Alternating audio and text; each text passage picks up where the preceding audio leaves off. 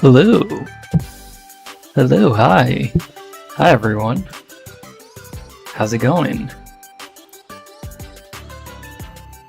Doing good tonight? I'm doing good tonight, at least I'm doing the best I can. Pretty exhausting day at work, but we got through it. And now we're here. See Lawrence in chat, Royal Lorenzo, how you doing? Hi buddy. See Tyler in chat, Misfortune Dark, hey. See Stonix, how you doing, man? Tired but doing pretty good at the moment. Fair. Pretty much same. Poison's Valley, going good. Nice to hear. Good to see you back. We got 7 viewers watching right now. What's good? Yeah. Yeah, let me see if I could. How's my voice coming in, by the way? And how's the music sounding? Like, are the volume levels good, and also does the quality of my voice sound good right now? I actually took the initiative and finally listened to one of my VODs from the past week of having done streams, and I noticed, I don't know if it's doing it right now, I don't want to turn the stream on and have that audio echo in the background, but I noticed that for some reason my audio in those streams sounded like I was coming through a drive-thru. I'm not sure what's up with that.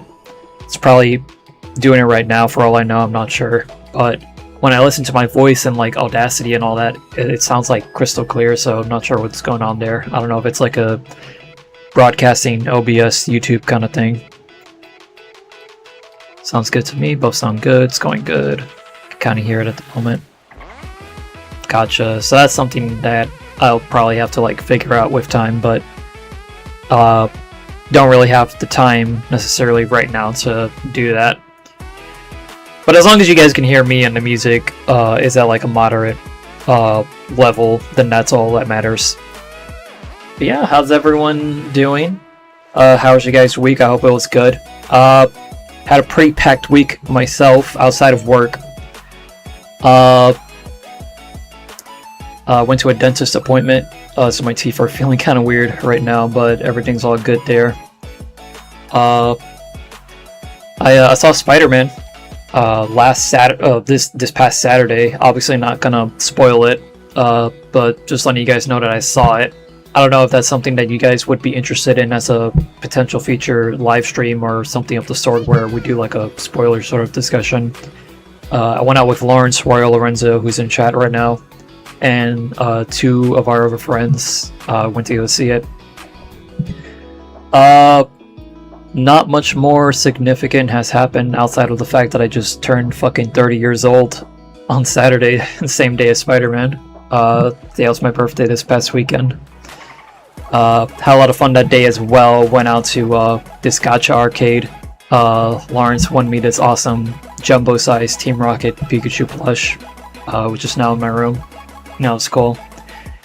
And we did our usual shopping around the city, passed by like a festival that was going on.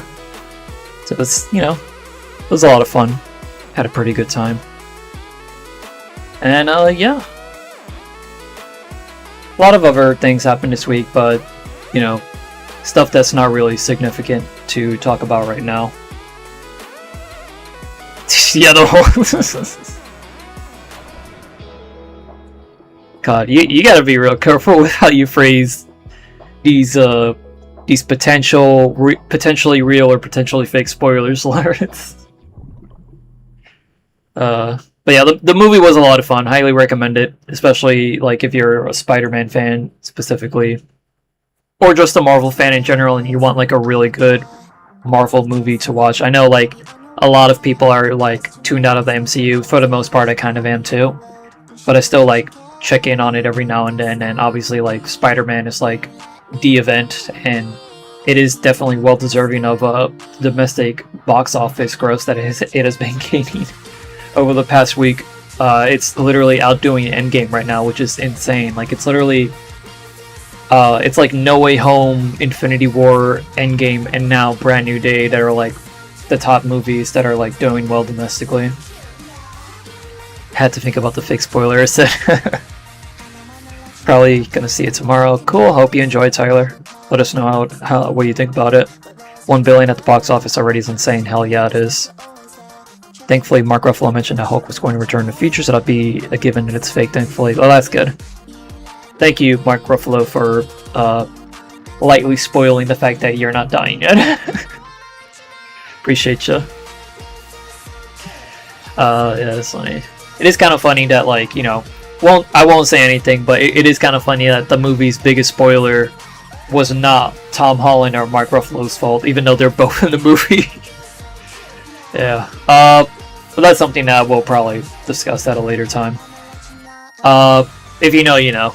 Outside of that, however, for the reason you guys are all here, hey guys, so last time we did one of these streams, a lot of you people came through for it. Mostly probably had to do with the fact that the timing was just right, because I literally did it the same night as the fan battle coming out. There was literally like 15, maybe 17 people watching the stream, which was crazy. So I figured, let's see if we could do like another one of those, just like get a little bit of the community together, and see what the community itself has produced, because I figured me being sort of like a noteworthy figure in the independent versus animation and, you know, show making scene,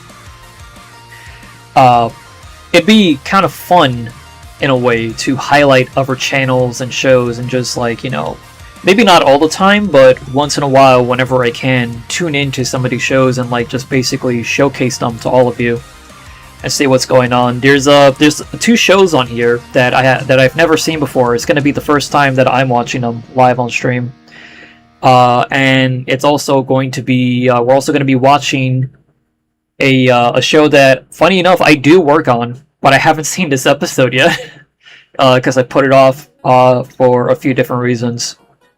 But I decided to just throw it in here tonight, just as like a little like appetizer for getting into the other stuff that we're going to be watching. We're going to be watching 3 videos. This is not going to be like a super long stream. At least I hope to not make it a long one. I'm hoping to make this about an hour and a half-ish, maybe 2 hours, because that's about the total length of the videos that we're going to be seeing, approximately. Or yes, like maybe like an hour-ish, if you combine like the latter 2 videos. Let me go ahead and switch to our other layout right now. Let me just bring up my multi-view real quick so I could do that efficiently. Here we go. So we're going to be starting out with Mini Rumble tonight from Organization XVX. Let me actually go ahead and pause the music. We'll get back to it at a different point. So we're going to be watching the Season 4 finale of Mini Rumble, Blake vs. Valentine. I have actually not seen this yet. I have no idea who wins, funny enough, because I did not work on this episode. Little fun fact for you guys, there was actually a deleted sequence that was supposed to be in this episode, but for one reason or another that I won't be getting into on stream, and Tyler, I will kill you if you mention it in chat as well. I'm mostly joking, but there's actually a deleted scene in here, a sequence in here that Tyler, Misfortune Dark, and chat actually worked on that was unable to make it into the final version of this episode. But after speaking one-on-one with Spidey about it, he has mentioned to me, and I guess I'll just mention this here. I don't know when at some point I'll mention this, but I'm pretty sure he will not mind me talking about this at all. I didn't sign any sort of NDA, so Spidey's not going to sue me. But that sequence will be reused.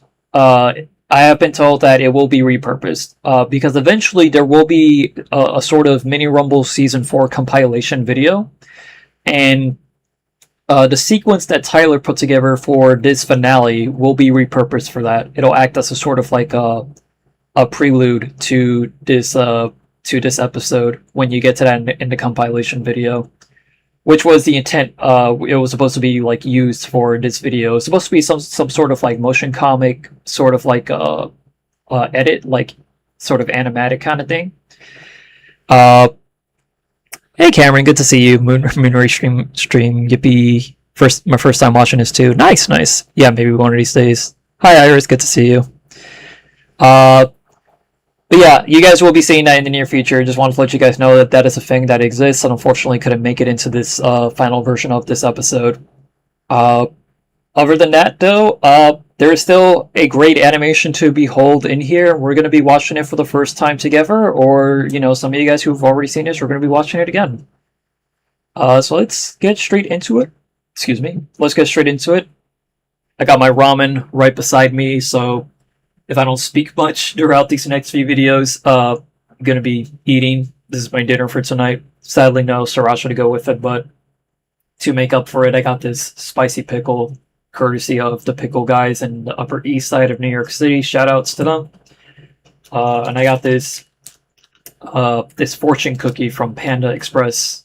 So maybe I'll open that up on stream at some point. I'm not really a huge fan of the fortune cookies from Panda Express because they feel, the fortunes on them feel kind of generic. But I don't know. Maybe we'll be surprised with this one. See what our feature's like.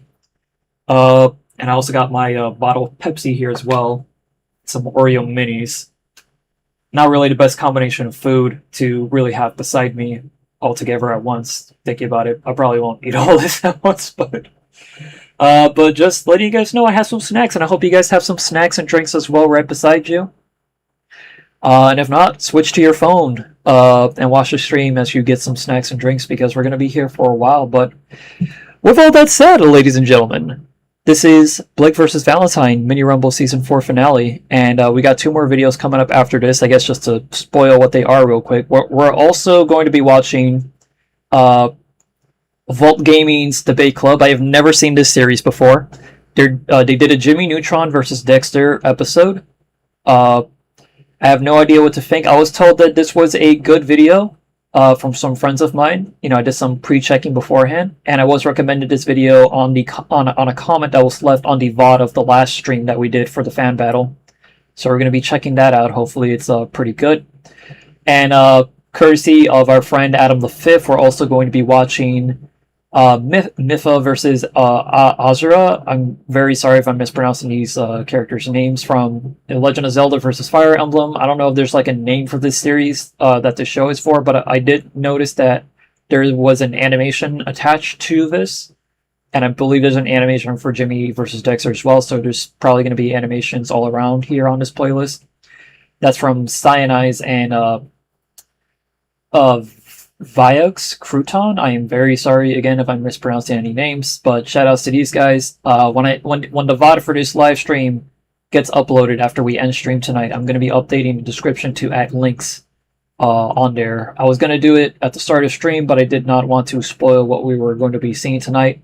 But on the VOD, when it gets uploaded, I will be updating the description to include these. So make sure you guys go support these creators. If you end up liking their shows, or, you know, just if you don't end up liking their shows at all, I mean, still give them a watch anyway, just to, you know, just so you guys can actually give these shows your own, like, view on the video as well, just to support these smaller creators. But yeah, with all that said, ladies and gentlemen, let's get straight into it. This is Blake vs. Valentine Mini Rumble Season 4 finale. Let's do this. Don't blink, because this is Mini Rumble. Previously on XBX. The deadly ninja nurse Valentine was paid to capture the vampirist Rukinari Kiasha and acquire a Chaos Emerald for a mysterious crime lord hiding in Dembridge. But she was defeated by the badass doctor from Blaze Blue, Lychee Fei Ling. After getting launched into the sky and crashing into a dark forest, she saw her prize, but got caught in the act by the feline huntress Blake Belladonna. Now, Valentine's in for another battle. If she can deal with her back pain long enough, landing that hard from that high is not good for your spine. Believe me, Venus knows from her training with Goku. But enough of that. Let's get ready to rumble! This is such a weird intro if you're like not caught up on like everything XVX related. I promise it makes sense if you watch the full series.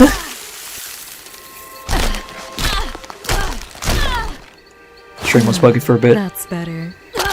Never mind. So, what do you want from me? I need you to come with me. Peacefully, preferably. Not that you can do anything in that state anyway.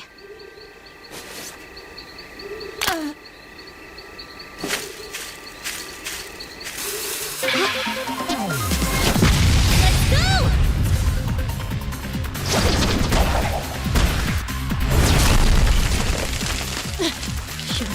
my eyes.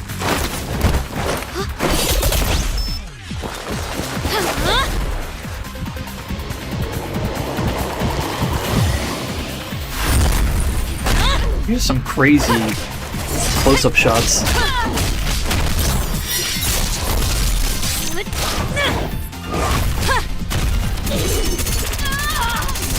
Hi Eve, good to see you. Thanks for the quick pop-in. I hope to see you guys soon. But if not, that's fine. Hope you guys enjoy Xenoblade.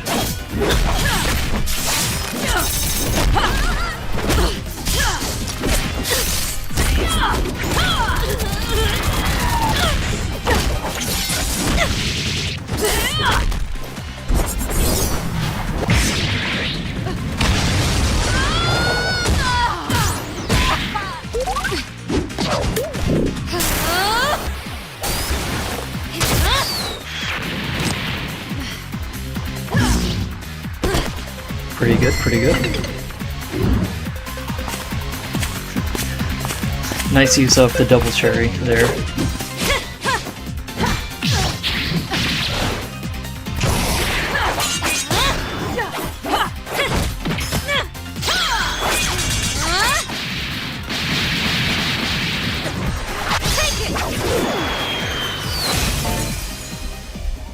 That's it.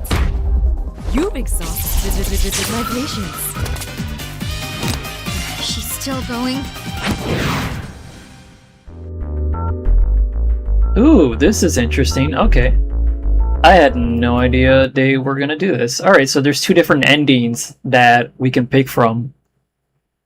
Choose Valentine. Girl seriously needs to win after that 1 minute mail in her previous Riot Rumble. There's nothing after this. Oh, there's the little true ending. Oh, okay. That's funny. Stupid, stupid, stupid! Oh god, this is Spidey's random femur. I just know.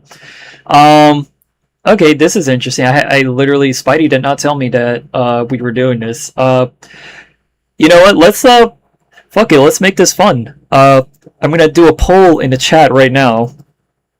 Which ending should we pick first? We're gonna watch both of them, but which one do you guys want to see first? I'll just do a poll real quick.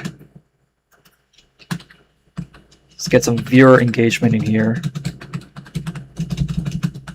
Valentine, Blake. We'll do the true ending right after we watch both of them.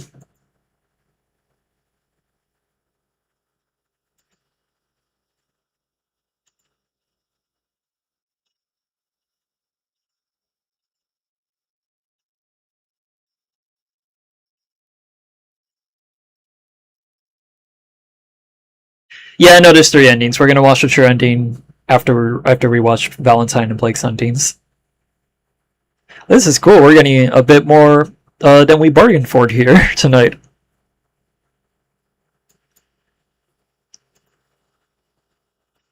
I'm gonna end the poll in approximately 20 seconds. So get your votes in.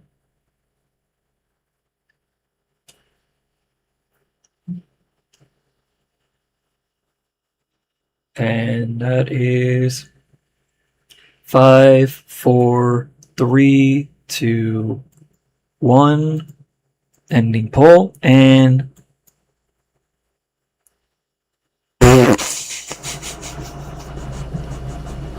y'all, 50% for both.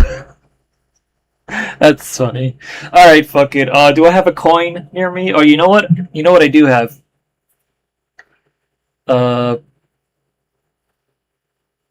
Let's see, can I open... Do I have Yu-Gi-Oh! Neuron on here? Yeah, I have Yu-Gi-Oh! Neuron. Assuming I don't need to update this. I'd say go in order. Fuck, it needs an update. Alright, never mind. Yeah, we'll just... Alright, we'll just do it that way. Cameron, yeah. Valentine, Blake, then True. Alright. Alright, let me just, let's get out of this real quick. Alright, so we're gonna open the Valentine ending, the Blake ending, and then the true ending. So we're gonna watch Valentine's first. Alright, here we go.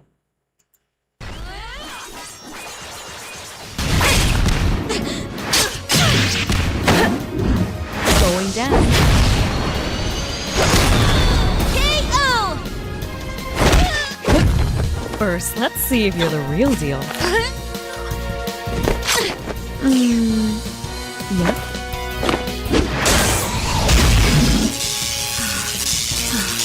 The doctor will see you now. Jeez. Brutal ending. Huh. You're still alive. Ooh. Good. One time to play with you. Oh. Ouch. Jesus. This feels so satisfying. That was dark. I say as I leave a like on that. Here's the Blake ending.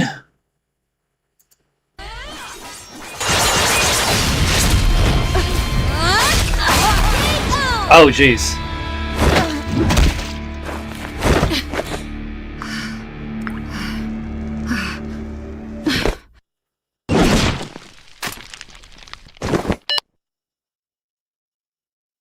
Oh, she has one of those iCarly see-through I found another technology suspicious phones. person on this floating island. A nurse with some serious ninja skills. A ninja nurse? That's odd. We're closer to Christmas than Halloween. I'm gonna need backup here. I don't know who else is hiding out here. Don't worry, Blakey. I'll make my way there. Talk more when I get there, yeah? Yeah, be quick. Don't get lost in the forest while you're at it. Alrighty. Bit of a more hopeful ending there. Jesus. Alright, let's watch the true ending. This one's 2.5 minutes, so like this is either like a huge joke video or there's some actual story progression here. I have no idea what happens in this. Body has not told me anything at all, despite for the fact that I write for this show.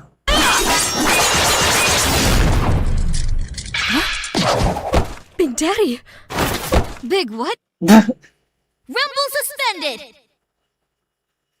Okay, so the canon ending is that... Okay, hint, watch towards the end. Valentine, all I've seen you busy with is wasting your time playing with a kitten. Better than slacking off like you. What are you doing here? Oh, this is your Supposed sequence, to be in Tyler? the Cool. city looking for a vampire. I should be asking you that. Besides, she wasn't even in the city. I found her in the forest. Are they aware I'm still here? And did you manage to capture her? Well, see, there's a bit of an inconvenience. That isn't really making that happen yet.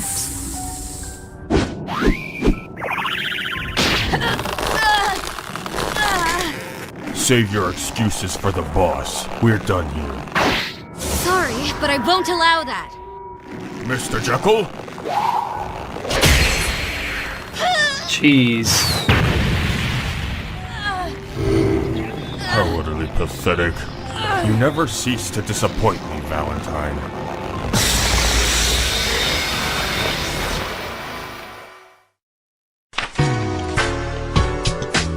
Alright, cool. Hello, ladies and gents. I hope you enjoyed today's amazing episode. We release content as it finishes, so if you want to see more content like this, hit the subscribe button and ring the bell. That was Leo, what the fuck? If you want a chance to have it in Good shit, Leo. Share this life with your friends. Ta-ta for now. Until next time. Sick, sick. Yeah, good job to everyone who worked on this episode. Animators, voice actors, editors. Y'all did great.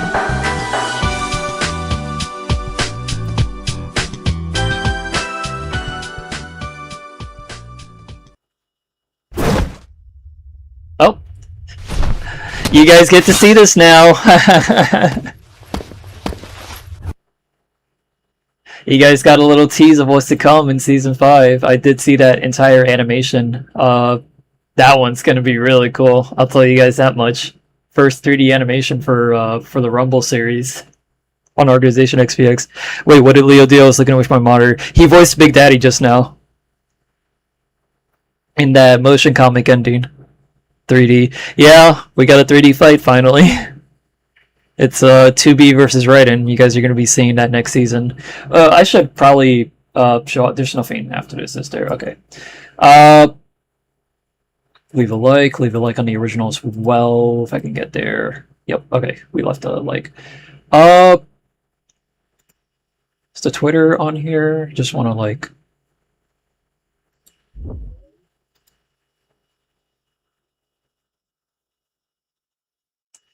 Yeah, so, yeah, Mini Rumble Season 5 is coming soon. They just released this roster on social media. This is also available on Blue Sky as well. Very reminiscent of a certain other show that used to be on Hyun's Dojo. Yeah, throwback to 1 Minute Melee when they had those rosters for the intro. You guys are going to be seeing these characters coming up in the next season. Got a little tease of what's to come. You could probably piece together who might be fighting who. And then we also have some unrevealed characters as well that can't exactly tell you about yet, but you could probably recognize some of them from the silhouettes. Some of whom you'll be surprised to see on a Versus show so soon. Yeah, next season's gonna be really good. Yeah, that was Leo. I'm surprised. I had no idea who was voicing it. Dude did good. Dude, Leo. Oh my god, Leo's still doing such fantastic work. Y'all, Leopold the Brave, y'all know this dude just got married like months ago. He's still making YouTube videos. Shout out to my dude, Leopold the Brave. Love that guy. Good longtime friend of mine. Make sure you guys give him his roses. Make sure you guys give like everyone on Organization XVX their roses as well. Fantastic job to everyone involved here. Very cool. Hell yeah. Yeah, I mean, good job as well, Tyler, on that sequence. So okay, not everything in this sequence was done by me, from what I can tell, but I could definitely tell there were some parts that were touched up. So happy to see it uploaded finally. Yeah, that's good. I'm happy about that. All right, cool. So now we're gonna be moving on to Jimmy Neutron versus Dexter from Vault Gaming from their show Debate Club. Again, have not seen this show before, so this will be a complete blind watch through, first time watching for this series. In general, big fan of this matchup. Not sure what to expect from here. I have a certain like vision for like if I were to do this match, how I would want to do it. I'm curious to see if they are gonna touch upon some of the things that I would like to see from this. Again, I was told this was very good, so let's go ahead and just get into it. Just 26 minutes.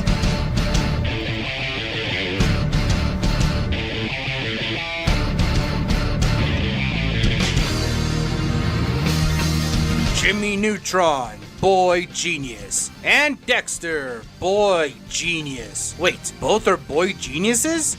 There can only be one. I make these and it's my job to go over their origin and skills to see who wins in this 4K subscriber special of The Debate Club. Hey, just a little sodium chloride. Actually, dude. Just want to give a heads up. I have no idea if there's gonna be like a bloody ending to this. So just give you guys a heads up in case you guys don't want to see your favorite childhood character get gored or something like that. Again, I did not pre-watch this for obvious reasons, so I have no idea what to expect. But just give you guys a heads up about that to just mentally prepare yourselves. Yeah, let's go. And also, of course, we're starting with the sodium chloride clip. Dude, it's solved. That's what Watch this one, no bloody ending. Okay, that's good. That's really good. I'm used to it at this point. Yeah, me too. I recognize Fight the Night Anywhere. Yep. I've only seen the Travis versus Denji animation they did because a friend of mine did VA work for it, so it's going to be nice to see a whole episode. Yeah, for sure. I'm curious if the some of the other episodes are just as good. Yeah, let's check this one out. Collect that shit. My sonic autism is powerful sometimes. I said, sodium chloride. Take a trip to the town of Retroville, and you'll come across a cast of colorful characters. Squawking teachers, overhyper kids with action figures, the nonchalant, and whatever Carl is. I am here just in time for Jimmy Neutron vs. Dexter. Welcome in, Sean Chan. Good to see you. Is just in time. Yeah. But for the star of the town, look no further than the brainiac peanut head known as Jimmy Neutron. Jimmy Isaac Neutron is anything but your average boy. Well, yeah, he's a boy genius. I mean, how else do you explain the 5-head on the boy? So many thoughts. Good to see no bloody indies from versus shows nowadays. You wouldn't be wrong. Yeah, for in the agreed. mind of Jimmy Neutron, anything is possible. With science. Taking a page. This slate, this analysis slate here, kind of reminds me of how we used to do the Crossover X Battle Royale slates, or I guess the Just Another Crossover Fighting Show Battle Royale slates from way back in the day. They look very similar. You know, it also reminds me of multiverse matches, old slates as well. They had like a certain style to their slates that kind of look like similar to this. This is a really nice slate. I like the little like TV graphic here for the mini picture. Looking nice so far. Age of MacGyver, most of Jimmy's inventions come from everyday items you can think of, and he'd need them to face off against the sorts of villains such as Professor Calamitous and King Goobot. He's got all the classics: a ray gun, jetpack, teleportation device, hypnosis devices, you know, the usual. But go to his backyard shed and you'll uncover an incredible lab of wonders. He's created a device that can change the size of anything it touches, plants that can eat annoying girls, Women. rocket ships that can travel through space, and funny robots from robo-parents to Spampton. But no bot from his superpowered mind He does came kinda look close like to his Spampton. mechanical canine, Goddard. This Fucking mecha pup has salesman got it robot. all. It can fly, shapeshift, track anything, come head to paw with any tool or invention Jimmy needs to deuse his machina. Or it can turn into a giant fighting mech. You can even blow Player 2, your future is cancelled. Fucking love Decimator. up and reconstruct himself like the Iron Giant. But despite that, Jimmy's amazing inventions have a tendency to have unintended side effects. For example, the time he created crack. No, he did not What? invent crack. He I mean, I guess simply that's made a basically candy what that it was. so addictive that it made others start tweaking and constantly asking for. And yeah, no, it's crack. There's also his brain drain helmet, which lowers your IQ. Jimmy originally created this in order to become normal, but instead it turned him into a bubbling buffoon. Later on, Jimmy converted it into the brain gain helmet to make Sheen smart enough to answer questions on a test. However, this too backfired, and it made him be able to create city-spanning storms and shoot lightning from his hand. It also made his brain grow so big that it would have almost exploded. Oh, I remember that, Sheen. I miss him. Jimmy also has several deadly weapons, such as the ray gun that can turn anything into cheese. Guess he couldn't handle the Neutron style, but no matter how much sodium saw chloride gets text in on his the way, screen he will just always now. brain blast his way into a solution. But we're not joking. The brain blasts I'll go Jimmy back to that, has are probably. so fundamentally broken that it's almost like God himself gives him a cheat sheet with the answers on it. Such as the time Jimmy crossed over universes to Timmy Turner and his Fairly Odd Parents with the Power Hour that was Yes, gonna sir. end when Shirley was gonna use fairy magic to destroy both Jimmy and Timmy's universes. And Timmy's universe is infinite in size, with Jimmy's inventions being more than capable of keeping up with their speeds. Not surprising, since his inventions include a nanobot saucer that can data mosh things into digital trash bins and can erase things from existence, and his Quantum Relay 9000, which can fast forward, pause, and even send things. I think I recognized that OC that I just saw flash on screen there. A little clarity since I've utilized Fairly Odd Parents in Versus before. In that Jimmy Timmy Power Hour 3 special, the way Shirley was going to be using magic to destroy both worlds, basically. I think what happened originally in that special was he opened up wormholes that slowly over time would have expanded and would have consumed everything in both those universes, and then I believe bring them into that new white void that they were in. No indication of whether or not he actually created that white void. And even then, there's no like solar system or celestial bodies that can be found inside of them. On top of that, obviously, again, the wormholes looking back, they were kind of a side effect actually of Shirley zapping a bunch of things in both Jimmy and Timmy's world, that they just kind of showed up and were just sucking things into the wormholes over time as they expanded. So I don't know if that's like a clear indication that fairy magic would be universal per se off of that logic. Because again, it's something that has to happen and expand over time. There's probably someone more qualified than me that can probably answer to that, but I don't think it means straight up like universal sort of power that Jimmy can probably scale to. But I don't know. It's been a while since I've looked at both of these series. I did have to look at both Fairly Odd Parents and Jimmy Neutron for that research project I did years ago.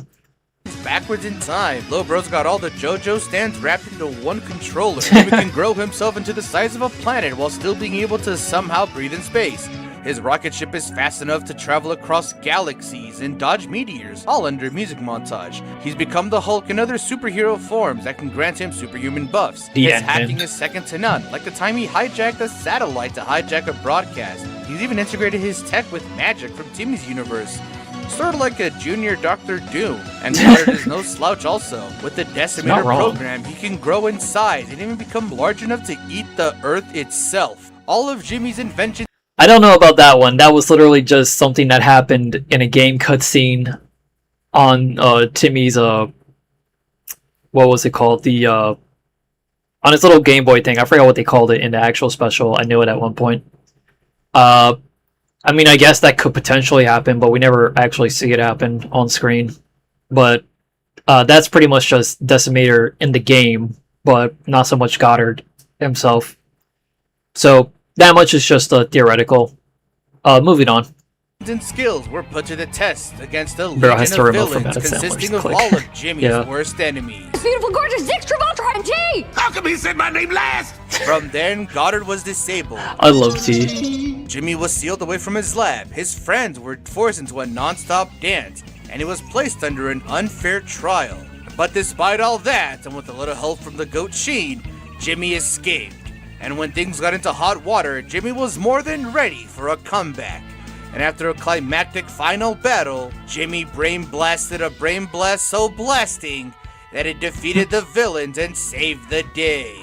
Later on in life, he calmed down with the invention and became a house husband to Cindy. Some call it a fall off, I call it maturing. But no matter where you are or what the threat may be, even that feature that they showed in that clip just now, obviously that timeline was altered if you watched that episode. Although I imagine that probably in the good future, in the good timeline, he probably still just settle down with Cindy and lived like a normal life. There was a timeline that was explored in that episode as well, like a potential future where Jimmy is just winning like a shit ton of Nobel Prizes, from what I recall. So, I mean, he's probably still doing stuff on the side, I imagine, but yeah, no, that's the ideal ending, I would like to think. Sad the show never got like another season. It was canceled way too short before they could do anything more with it. Meanwhile, Nickelodeon was satisfied with giving Fairly Odd Parents like, what, 5 extra seasons and like a spin-off a live action spin-off nobody liked. 3 live action movies which were like okay. I kind of like the first one out of the other 2, but you know, that's its own thing. Series probably should have ended after like season 6. A New Wish is fantastic though. That much I'll say. I really love that show. I really hope it's not like canceled, because I haven't heard about anything from that show in a while. But I highly recommend that show if you guys like want something good out of the Fairly Odd Parents franchise again. But that's off topic. if he stumbles, he'll save the world. Hi, hi, Jaden. Good to see you. I assume that's how your name's pronounced. Even Espinel. What are you doing in Jimmy analysis? Missed opportunity for them to say they got married. Yeah, I remember that. Yeah, welcome to stream. We're in the middle of debate clubs, Jimmy Neutron versus Dexter. We're just finishing up the Jimmy analysis. World and make it to school on time. Now say it with me, folks. Who can we count on? Jimmy Neutron. Yeah. Tinkle. Ciao. Tell me, do you believe in coincidences? I only believe in pattern recognition, which sometimes gets me into trouble. Well, what are the chances that in the small town of Genius Grove, yes, that's the name, houses one of... Yeah, Tyler, I'm the same way. I also think that Wishology was a pretty decent chance to like, it was a pretty decent point for Fairly Odd Parents to have ended off decent. It had, like you said, had a decent sense of finality.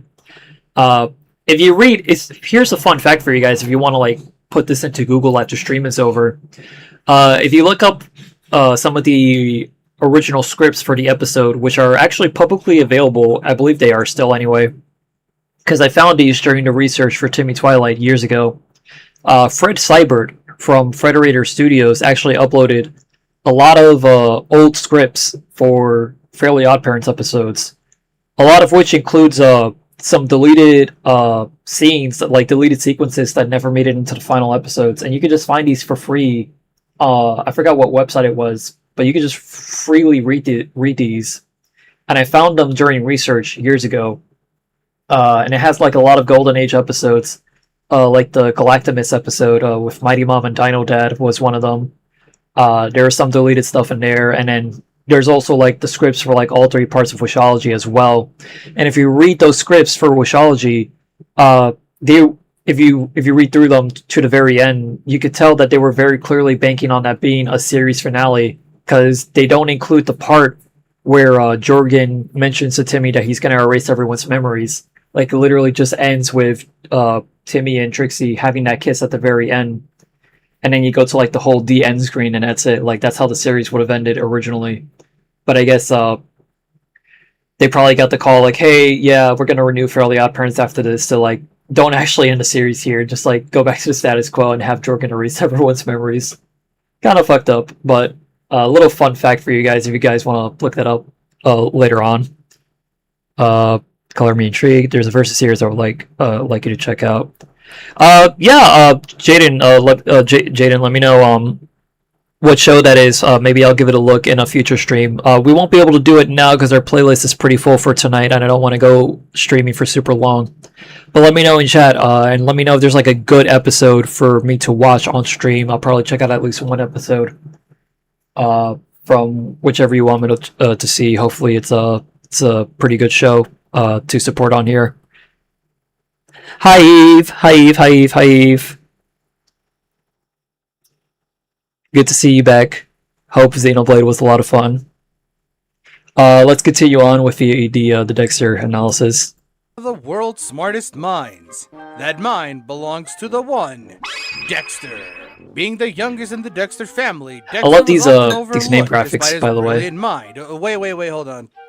Did you say the Dexter family? Didn't he have a last name? Well, it was never really confirmed, however. Some have theorized that it's something like Tarkovsky? That's stupid. So, Dexter, no last name. Genny Tartakovsky, by the way. That's how it's pronounced. I'm so tired of hearing... this is no offense to the creator of this video, by the way. This is just a general thing. I'm so tired of hearing people mispronounce that. I've known how to pronounce the name for years, because I've been following these creators for a long time. It's Genny Tartakovsky. Here was very gifted. So gifted, in fact, that he built his own underground... We're almost at the heart-crushing part of the game where we pause, because that's a huge gauntlet of cutscenes to go through. Yeah, I can imagine. Rival Wars from Solion. There's a Silver versus Trunks episode and a Core versus Ray episode. Interesting. I'll look into that. I'll see if we could maybe check that out next time we do one of these streams. Base to do all sorts of wacky inventions. Dexter's laboratory, if you will. Yeah? He's got your typical sci-fi inventions like ray guns, rockets, mechs, shrink rays. But he also has a trans-dimensional portal and time machines. But all of his inventions would be utterly ruined by his older sister, Dee Dee. Gotta put a bell on that girl. And it sucks that she does, since Dexter's main rival, Mandark, is constantly berating and talking down to him. Not that he doesn't deserve it, Dexter can sometimes be an arrogant prick at times, so much so that he refuses to believe anyone is better than him. But that's usually leads to his downfall. To be clear, Dexter isn't evil, just arrogant. Though his ego isn't unfounded. Yeah. He's made a backwards belt that can make you do things in reverse, a gauntlet that can control gravity, a helmet that can make invisible force fields, a device that reduces things to its molecules, a time expansion helmet that halts his perception of time to a crawl, a device that turns things into sandwiches, the Ultrabot 2000, whose guns are capable of erasing things from existence, and the subconscious discographic hypnonator.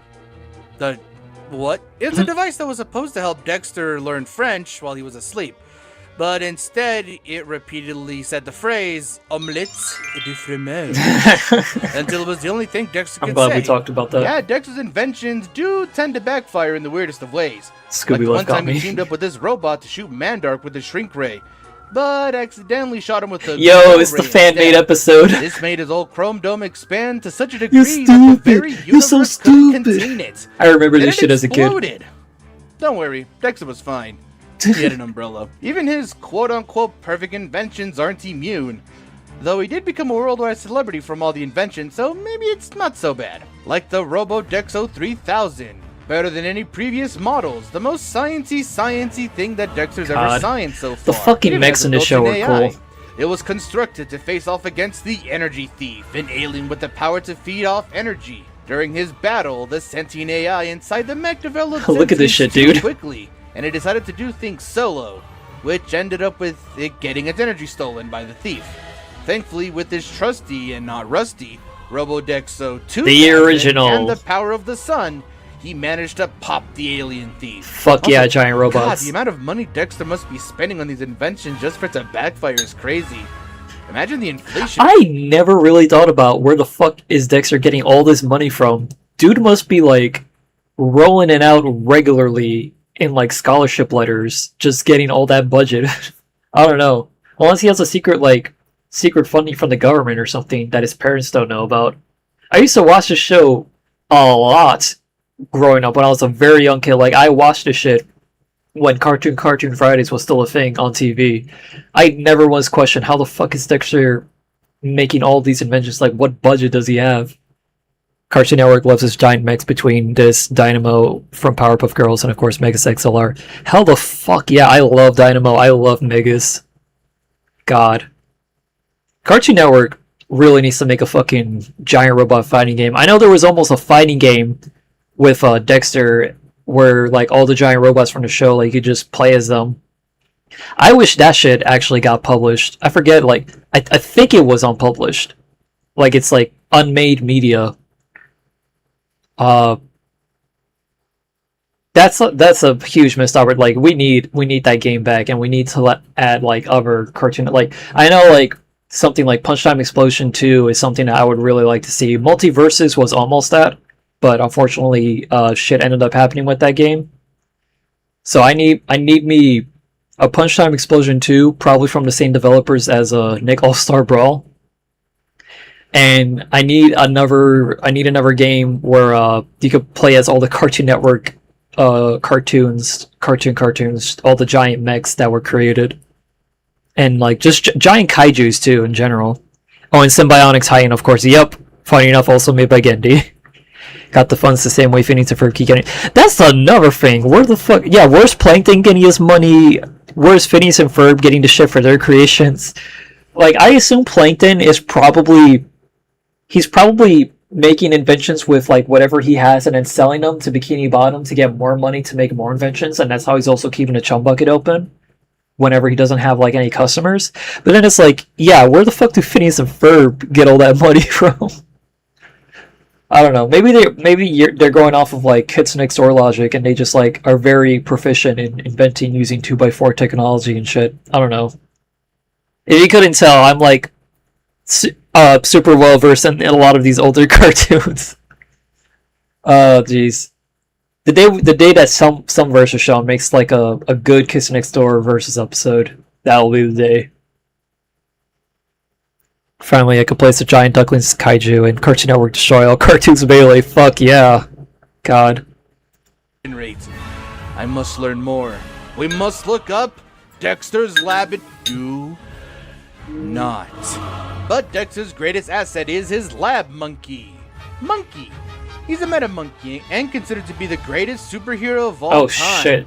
Unbeknownst to Dexter. He's got your standard superhero. That's right, we might have to include Monkey in this too. Light, telepathy, telekinesis. I don't know, energy Jimmy's shield, probably onyx cooked, wings, guys. And heat vision. He's battled against the planet-conquering Rastlor and the planet-consuming Barbecuer. You need an entire solar system. And Monkey just got it out of him. Hey, wait a minute. That's just Galactus. And that's an overly exaggerated and quite frankly offensive iteration of Norman Rad. Yeah, Dexter does like to reference pop culture a lot. Whether it be racing in Tron, creating a Megazord-like mech suit. There's probably a fair amount of you guys that actually noticed, but that episode with the parodies of Galactus and Silver Surfer actually got banned for a time. Because the designs, even how they looked, they were pretty damn too close to the actual counterparts from Marvel. A lot of people, I think, speculate that it had something to do with how the Silver Surfer parody was portrayed in this. I don't know if that was a factor, but I just know that they look way too close to the original, so that's a little, like, funny thing that I learned over time. To even having his own version of the event. The only K&D versus content I know of is K&D versus Fairly Odd Parents. Yeah, oh, right, yeah, I think Strife made that an episode. I think it was Strife, from Just Marco, I think his name was. A while back, they did, like, a few of the K&D members versus Timmy and I think Cosmo Wanda were there too. I could be wrong. I could be thinking of another creator. But I remember seeing that animation with like it was like number 1 and a few others. I want to rewatch that at some point. That was a fun animation, I remember. Yeah, it was Marco. Okay, cool. Yeah, no, it was Marco or Mark Kelly. Yeah, I think they're Mark Kelly now. Yeah, I remember when Strife was also called Not Death Battle. I'm wondering if the reason they changed the name was because of Nem series, or if it was because of they just wanted to change it to like a proper name. But I also remember when it was called Not Death Battle, and I remember that being a little confusing for a time because I also knew Nem also had a show called Not Death Battle at the time, so I had to like clarify like which creator was which whenever I talked about it in conversation. Holy shit, Nem is in chat, what the fuck? Hi, Nem. I had no idea you were lurking this whole time. Just like clockwork. How you doing, Nem? It's good to see you, buddy.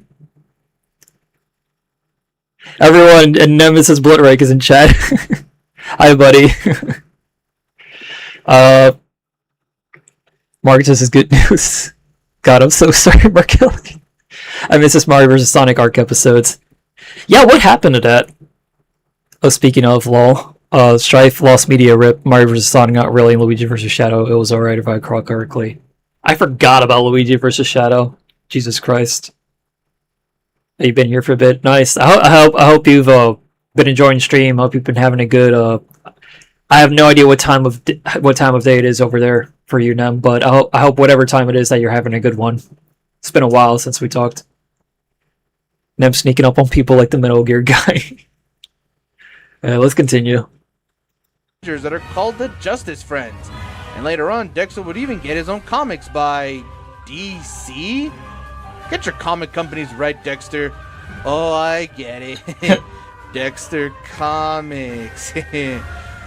Oh, that's not going to cause legal troubles. Well, I'm glad they kind of got it wrong, because thanks to Major Glory and my goat, Major Glory, we know that Dexter shares a universe with the Powerpuff Girls, and his inventions are likely comparable to the trio. This is not actually true. I will outright say they live in separate universes. This was also confirmed. I forgot by who. I think it was Craig McCracken or someone, or I forgot it was Gendy or Craig or Paul Rudish or some other fourth person. But there was a social media post. I think someone asked them. I think they confirmed that they live in separate universes, but they share similar characters, like basically the same characters in different scenarios. So there's like 2 different versions of Major Glory in Dexter's lab and in the Powerpuff Girls. I know that the Powerpuff Girls had some episodes where you see Dexter cameos in the background. I'm aware of that. But they literally also addressed that, and they said that those were just cameos. But it's not actually like the same universe Dexter. And what's more is that I know that some people will probably bring up like, oh, but CN City's not canon. That's its own separate thing. Which even if you watch the show OKKO, they establish that. But there's also the super secret Crisis War to take into consideration, in which they establish that Dexter and Powerpuff Girls live in two different universes, along with like all of the other Cartoon Network characters. There is also stuff like Fusion Fall and the Grim Adventures of the KND crossover event, which do establish them as being in the same universe. But generally, in most scenarios, the story is that they are in two separate realities. And if we're going off of using this episode where Major Glory appears in the Powerpuff Girls, they are actually... This is a separate universe from Dexter. So unless we're like talking about the crossover comics specifically, I wouldn't use this episode to directly compare their technologies or strengths together. I don't know if they knew this in research, but I also don't blame them for not knowing that, because I know it's a common sort of misconception. Very minor critique for the episode, but yeah. That his inventions are either on par or better than the Justice Friends. I think he wanted to delete or unlist them due to the characterization of Mario and Co. Yeah, that's fair. I remember the characterization in those Strife episodes being kind of a common critique for that. And the girls are fast enough to travel through time. What are these little girls on? Sugar, spice, and everything nice. What's that behind you? Nothing. Anyways, all of his inventions would prove himself and others that cosmic threats are nothing to him. He's fought on par against Mandark, who at one point even uses the Dark Arts. It's magic. And he's even created portals to, and I quote, allow him to enter the 5th dimension. All that just to grab the same comic book he was in to see his own future. And Dexter's no slouch. Apparently the little guy can throw hands. Ain't that awesome? Almost as awesome as the time he became the Hulk. This is my first time peeping this episode. I think the show's pretty alright for what it is. I enjoy it well enough. Yeah, so far I'm kind of enjoying it. The rundowns are pretty, they're well paced, well edited, and so far I'm liking the script. Curious to see what the fight looks like and how they'll explain the verdict after. Let's see more. And what's with these smart people becoming the Hulk all of a sudden? It's gotta be a trend. He wanted to be the smartest. He wanted to be the best. For science. This spurred Dexter to create his most powerful invention of all. The Neurotomic Protocore. It's a power source capable of warping the fabric of reality. With positive energy, it can emit a wave that makes people geniuses. And with negative energy, it does the opposite.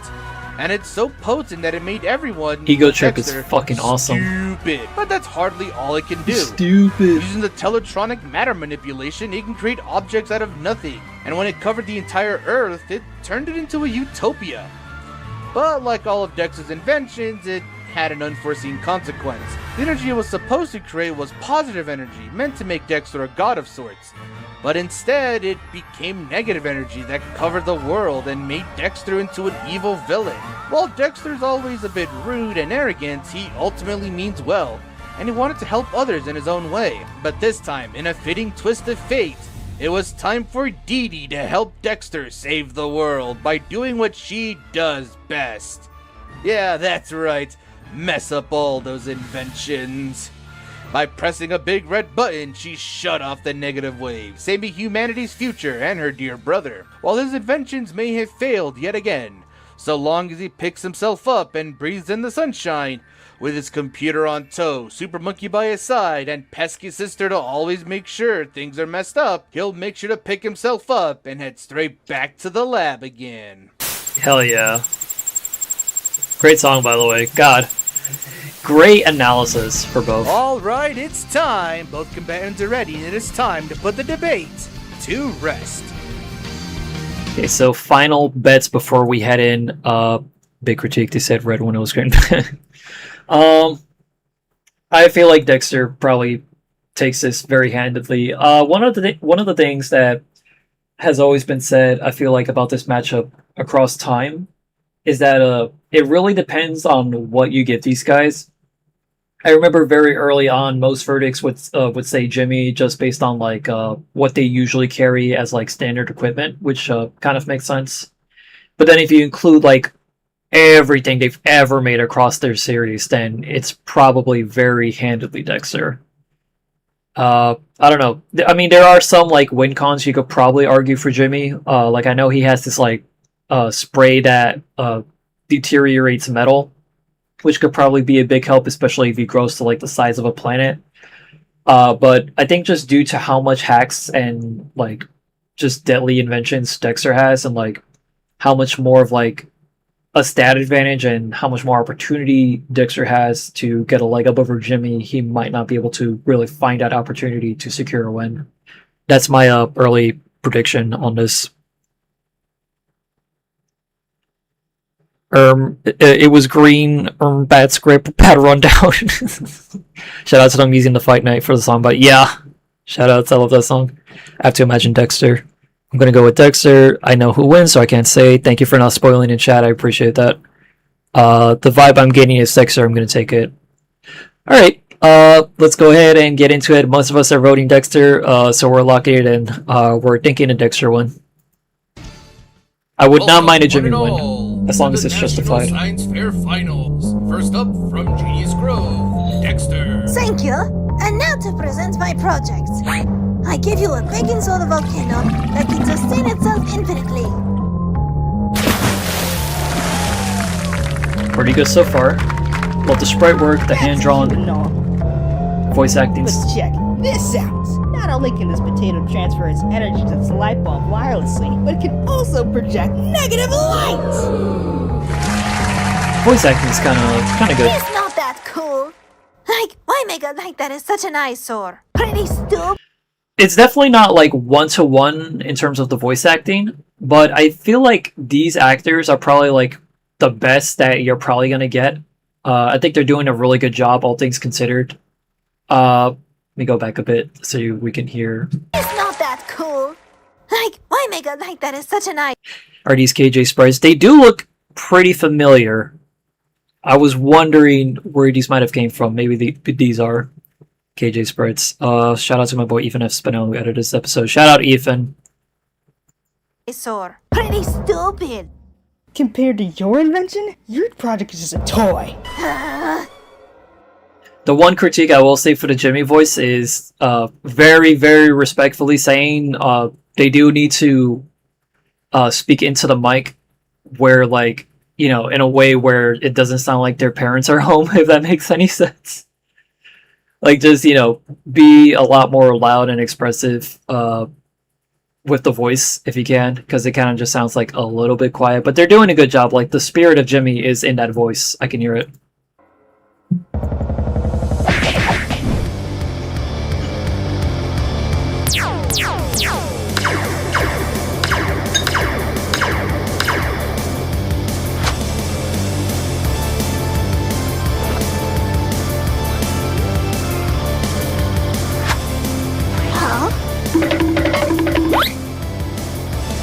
He lost his pants.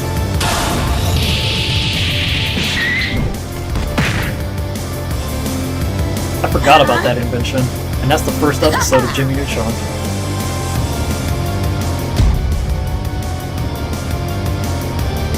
Why were there VTuber ads in the gymnasium?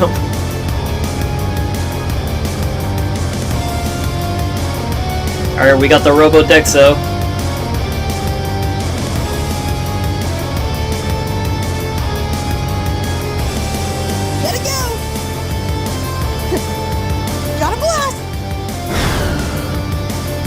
I think they probably should have kept it to Gotta Blast.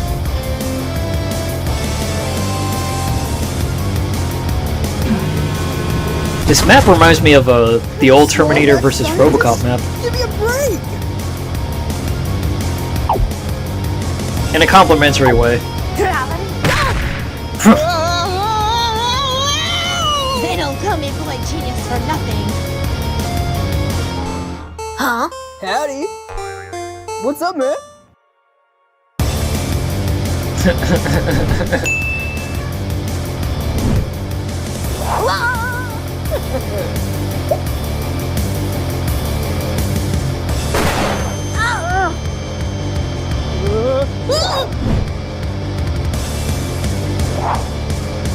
God darn!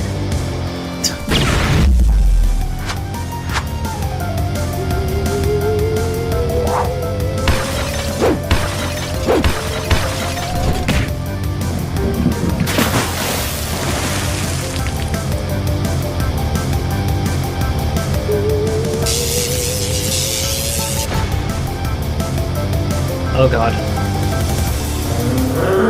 Yeah, it's Decimator!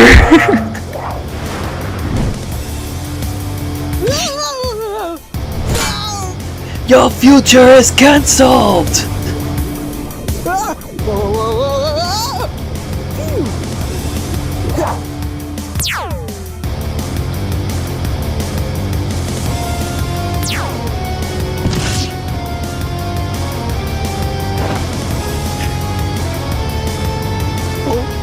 Oh, here we go.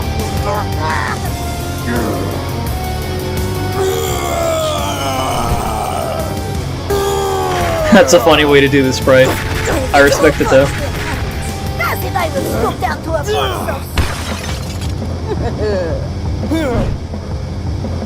Uh-oh.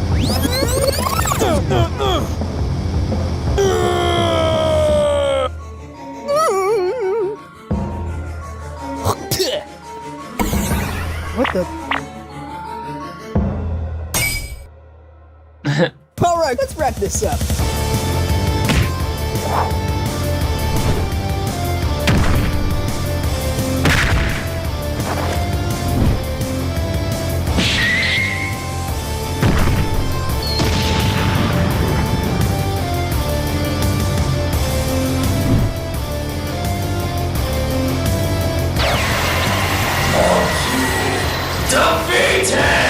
Nice. Play dead!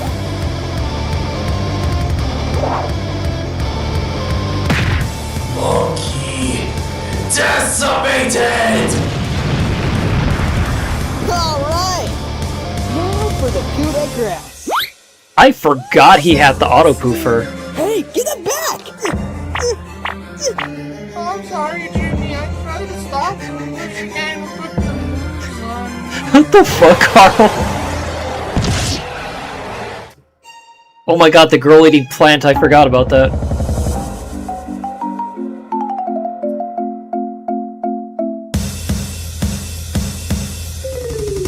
Yeah, I figured that was gonna happen.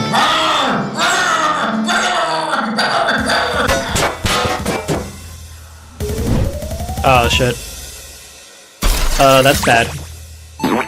That's also bad, Jesus Christ. Ah! When that girl was eating the auto pooper with her. Uh-oh.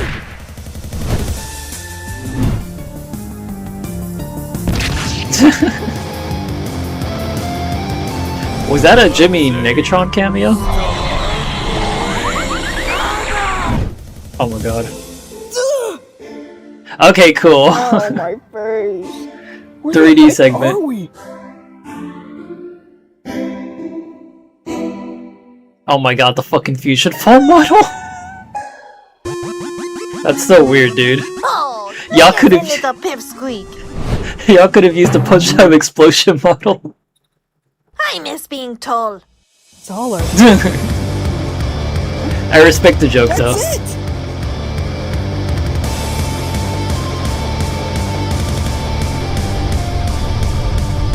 Oh god, here we go.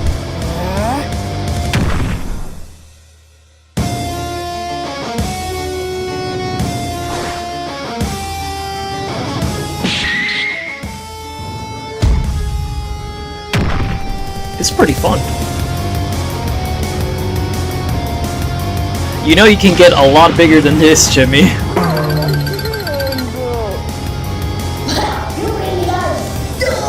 Feeling loopy.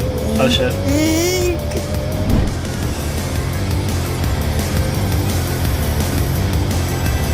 Brain Train helmet. Blast!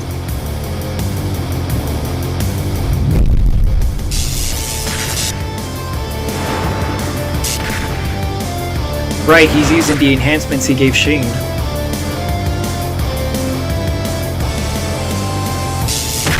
Dexter, there's only one of those ones. And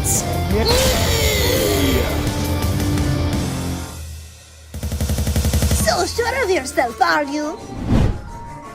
Unlike you, I didn't ever need help to be the smartest. I already was that. You were Shit. right about one thing. There's only one boy genius. But it was never you. Jesus Christ. That was a little hard. That line went pretty hard. Activate Shrink Ray.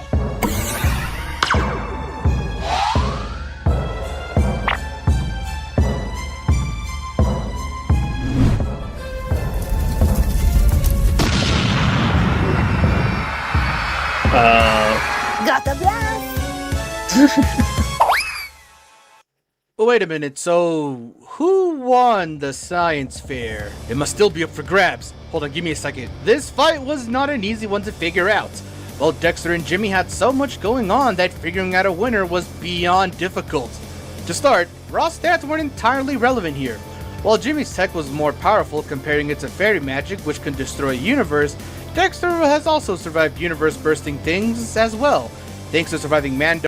Need to once again mention that fairy magic, as far as I am aware, does not actually destroy any universes. That is taken completely out of context. Well, regardless, that was not the point, and it doesn't change the verdict. Growing to universal scale and popping. What is that umbrella made of? Both Jimmy and Dexter had so many other win conditions like transmutation and existence erasure, so power wasn't super relevant here. Speed could have been relevant here, but both evened out, giving both could match their crossover counterparts, which would give them equal feats.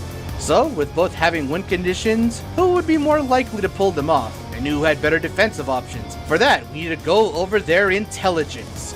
Both are engineering geniuses who can make just about anything. Jimmy's Brain Blast could give him the edge, but Dexter is just as crafty, and both have had their fair share of embarrassing moments. However, a lot of Dexter's screw-ups come from Dee Dee. Not all, mind you, but a good majority are her fault. Jimmy, meanwhile, has let his ego get the better of him multiple times. While the Brain Blast could even out the score, he'd be playing catch-up until then. And don't forget, Dexter can create things that can operate on a 5th-dimensional scale. In terms of their direct support, Dexter held the advantage. While he didn't know of Monkey's usefulness, Monkey has so many more powers to easily overwhelm Goddard.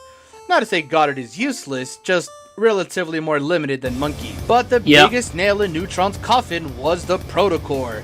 It's really overpowered. It could lower Jimmy's IQ, block Jimmy's win condition with reality warping, or just delete him out of existence. It provided Dexter with so much stuff that Jimmy couldn't actively prepare for mid-fight. Sure, the Protocore has been used against Dexter in the past, but with how similar they both are in terms of speed, it's more of a loose theory than a concrete possibility. Speaking of speed, if you want a more concrete speed feed, and crossover scaling isn't your thing, we could look more into that. Starting with Mr. Neutron. Here we have Jimmy and crew traveling from Earth to the alien planet Yokelis. I hope I pronounced that right. In a couple of days, seeing as that they needed time to sleep mid-travel. Given the time frame and the distance between planets is roughly around 30 million light years, as well as reacting to this very fast-moving meteor. Hi Kodo, welcome in. Jimmy can get to high ends over 33 trillion times faster than the speed of light. That's 12 zeros. A truly insane number to say the least. So what does Dexter have? Well, remember the shrink Sorry, I'm not saying much, by the way, I'm just paying attention to the results. ray expanding Mandark's head to the size of our observable universe? Well, seeing as that it was a constant stream and Dexter could comprehend what's happening during the increase of expansion, we can deduce that Dexter can operate his tech around similar speeds. With that out of the way, how fast was the shrink ray growing that noggin? Well, with the given time frame of expansion being mere seconds given how it's framed, and being directly described to grow past our own universe's limits, and our observable universe is around 93 billion light years, we have a whopping 32 quadrillion times the speed of light. That's 16 zeros, which would give Dexter the speed he needs to get his own win conditions out more than Mr. Neutron. Can we talk about how this dude got the edge over one of the best things in Jimmy's arsenal because of a fan-made episode that a little kid put together way back in the day in the 1990s? This fucking... You're so stupid! You're stupid! That fucking episode got Dexter the win. I'd like to point out that official episode of Dexter was written by a 6-year-old. Yeah, they talked about it. Your awesome writing gave Dexter the W. Jimmy shout out to whatever 6-year-old that is. By himself. Hell, we even actually considered him to be the winner. I hope they're doing all right now. Dexter's consistent intellect, versatile support, crazy protocorp, and 6-year-old scaling gave this boy genius his ribbon. Omelette du fromage, I think. That might just be the best pun yet. The winner is Dexter. Very cool. I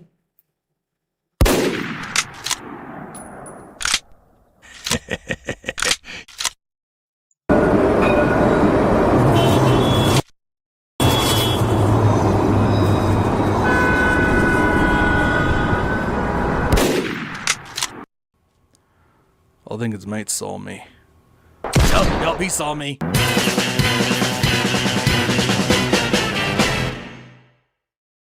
Very cool, very cool. That's a very interesting next time. Sniper versus Jigen, I think his name is pronounced. I have not watched Lupin in forever. God. Yeah, so dope trailer, hell yeah. So first of all, hi Kodo, welcome to stream. We've watched, Cameron mentioned in chat, but we've watched Blake versus Valentine mini rumble, and we just finished up Jimmy Neutron versus Dexter from Debate Club from Vault Gaming. Critiques on the episode. Let me just read through chat real quick because I noticed you guys wrote some stuff earlier.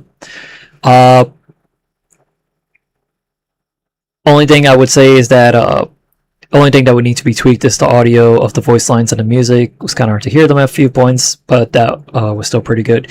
Yeah, in terms of like audio leveling and the sound design, it definitely could have been better in certain places.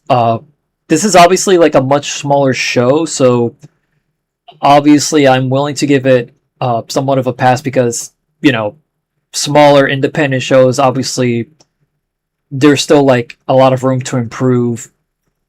You're definitely not gonna like just know how to do like proper audio leveling or sound design overnight.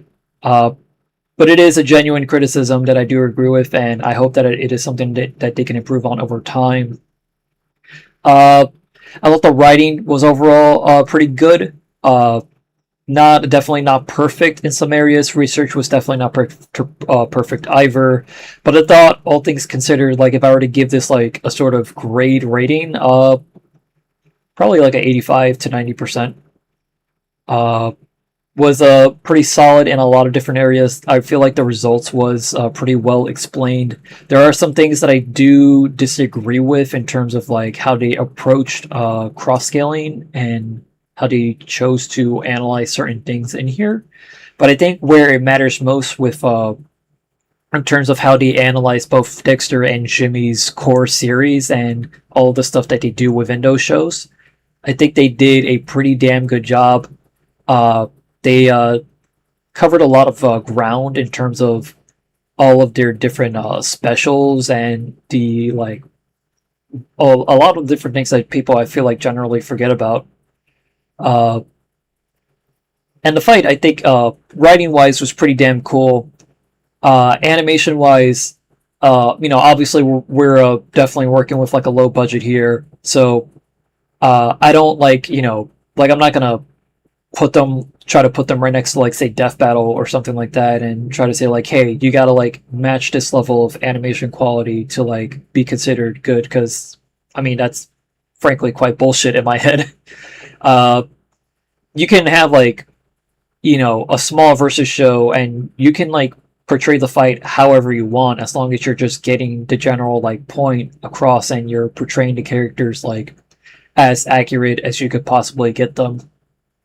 And I feel like for what it's worth, the animation was pretty damn fun to watch. There was a lot of hand-drawn elements. Obviously, we saw KJ sprites in there, a lot of custom sprite work. We saw a lot in terms of their arsenal and abilities, which is pretty cool. We got to see Goddard and Monkey get in on the action. We saw, they had like a 3D background for it. Obviously, like, the setup being a science fair makes a lot of sense. We got to see brief shifts in the animation style. Really cool that we got to see like a brief 3D segment. Obviously, it couldn't be super long for obvious reasons, but it was pretty fun. They even make fun of it right afterwards. I think the way that they go about the KO was pretty damn cool in and of itself. Overall, just a lot of fun. Yeah, not too much to really complain about. Besides what was said earlier, Sonic says, I think the sound design could be touched up too. There was some sound effects that they never really played when they needed to. Yeah, that's fair. Sorry, I'm looking through chat, guys. Jigen versus Sniper, hell yeah. Base matchup. Hee-ho, Ray. Sorry, I couldn't be here sooner. Yeah, you're good, you're good.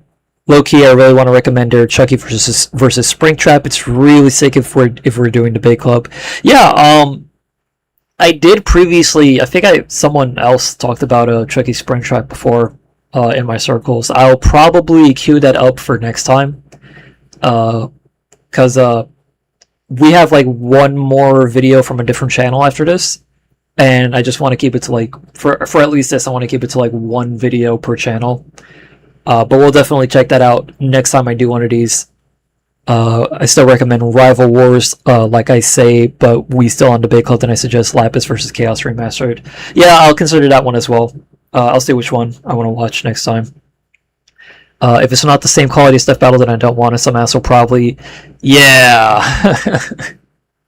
Fuck that asshole, that hypothetical asshole, even though those people definitely do exist. Yeah, anyone who goes into these independent shows and expects the same exact level of quality that Death Battle has like worked to get over the years, they're expecting that from like the first video they see out of an indie show. Is like, y'all really need to like just calm the hell down, all right? Just like, these people are literally working on like shoestring budgets, just trying to make like literally anything cool. Like, that's why I feel like it's really important to go out and like support a lot of these like smaller creators, because what we saw here tonight, in spite of any criticisms, this was impressive. This was a really good show, and I had a great time watching this. Like, this was a great use of 26 minutes. I would definitely recommend going over to this video and leaving a like. In fact, we're going to do that right now. I don't know if they have like a Patreon or anything. Let's see. Oh, they have a music track here. Oh, I know this guy. Voice actors. There's the voice actors in the description. Editor, shout out to Ethan again. Super the Nova. Co-animator Shintaro. JSVD. Yeah, just make sure you guys go check out Vault Gaming. They have a Discord channel apparently too, if you guys want to join that. Eve's cameo. Oh yeah, if you want to show up in something, I showed up in Cartoon Clash's Slenderman versus Freddy Krueger is an interesting watch. Also Eve cameo. Yeah, I gotta check that out. Schrodinger's a douchebag. I loved it, honestly. I see so much of the passion behind it for sure. Yeah, there was a lot of passion in this video. Definitely think they did a very damn good job all around. Shoutouts to Vault Gaming and the Debate Club team. You guys did very good with this. For 4K sub special, yeah, you guys pulled out all the stops there. And it was well paced too. Like, good use of 26 minutes, like I said. CC is done by a good friend of mine, and he basically does solo it as well. Gotcha. Yeah, I'll make sure to remember that. If I'm able to next time, we'll definitely check it out. But yeah, good video. Definitely glad I held out on watching this for stream. Wait, Ray, if you'll excuse me for being annoying about it again, since I'm still really proud of my performance. If you haven't seen Realm of Gods Ryuji vs. Joey, I definitely recommend it for next time. I actually did see Realm of Gods' Ryuji vs. Joey a while back, around the time when it came out. I wouldn't mind watching it again, though, because there's some parts of it that I don't remember, but it would be fun to rewatch some of those older episodes that Realm of God did. Realm of Gods, rather. Aqua is a good friend of mine. So is Don when he was part of the show as well. I know Nero, I believe, is coming into co-host now. All three of them, really good people. Been loving Realm of Gods. Definitely something that we should probably check out at some point on the channel. I've seen a bit of behind-the-scenes progress on Kirby versus Boo. I know that, or Boo versus Kirby, I think they ordered it as. It's looking pretty damn good, if I do say so myself, and that's something that I would definitely love to show you guys on stream when that episode comes out. Because I know Larry in particular has been hard at work on that episode. So when that episode comes out, hopefully we could do a stream for that. I'll try to hold off on watching it when it airs. True, a second Ryuji versus Joey. Shout out Don, hell yeah. Versus will be nowhere without Cloud Beats. Oh my god. Yeah, shout out Don. I wish he was on the Wisconsin trip that we did last month. Couldn't make it. Hopefully I get to see him again next year. Don's a great guy. Yeah, we'll do a rewatch of Ryuji versus Joey. Maybe next time we do one of these. We'll see. Yeah. I guess while I have you guys here, we'll move on to the final video in a moment, but I did want to run something by you guys. So I do want to try and see if we could do more of these, like these independent versus show sort of watch through streams more often. I definitely don't think I'm going to be able to do these as often this month because I'm going to be pretty busy with something this month. A lot of things, actually. But next time that I'm able to do a stream, I would definitely like to do another one of these. And obviously, you know, I still want to do some gaming stuff. My friends recently gifted me Pokopia for my birthday. So that's something that I would love to play on stream as well. Would love to also play some more main series Pokemon stuff in general. But on top of that, something that I also want to do for a future stream, and this is something I've been thinking about doing for a while, is doing a complete rewatch of the entirety of Death Battle from start to finish. It will probably take multiple streams, and it will probably be like a whole long process to get through like over 200 episodes. But it is something that I was thinking about doing for a long time. I originally thought about doing it as like a video where it's like, you know, those videos where it's like, oh, watching like every episode of Death Battle and like just ranking all of them, like how people do like, oh, like ranking every episode of The Simpsons or something like that. I originally thought about doing it that way, but I figured, hey, a stream sounds a lot more fun, and it frees me up from like having to make like more videos for like other things, because I do want to focus on like trying to get my own show out sometime next year as soon as I'm done with the Buildcord review. But like I figured doing it as like a live stream would be a lot of fun, because then I get to rewatch the series with you guys. We get to interact and chat, and we get to like, you know, or at least I get to rank it based on like my thoughts in retrospect for like a lot of these past episodes. So if you guys like want to be there for that, you know, that'd be cool. Next year you should do an Australia trip instead, Heike. You know, unironically, Nem, you know, I know you're like joking mostly, but like I would like to go to Australia at some point. I don't think I'd be able to do it next year, especially since I think next year we're probably going to be doing Florida again for like the group trip that for me and the Red Sus group. But it would be a lot of fun to do Australia and try to see if we can meet up at some point.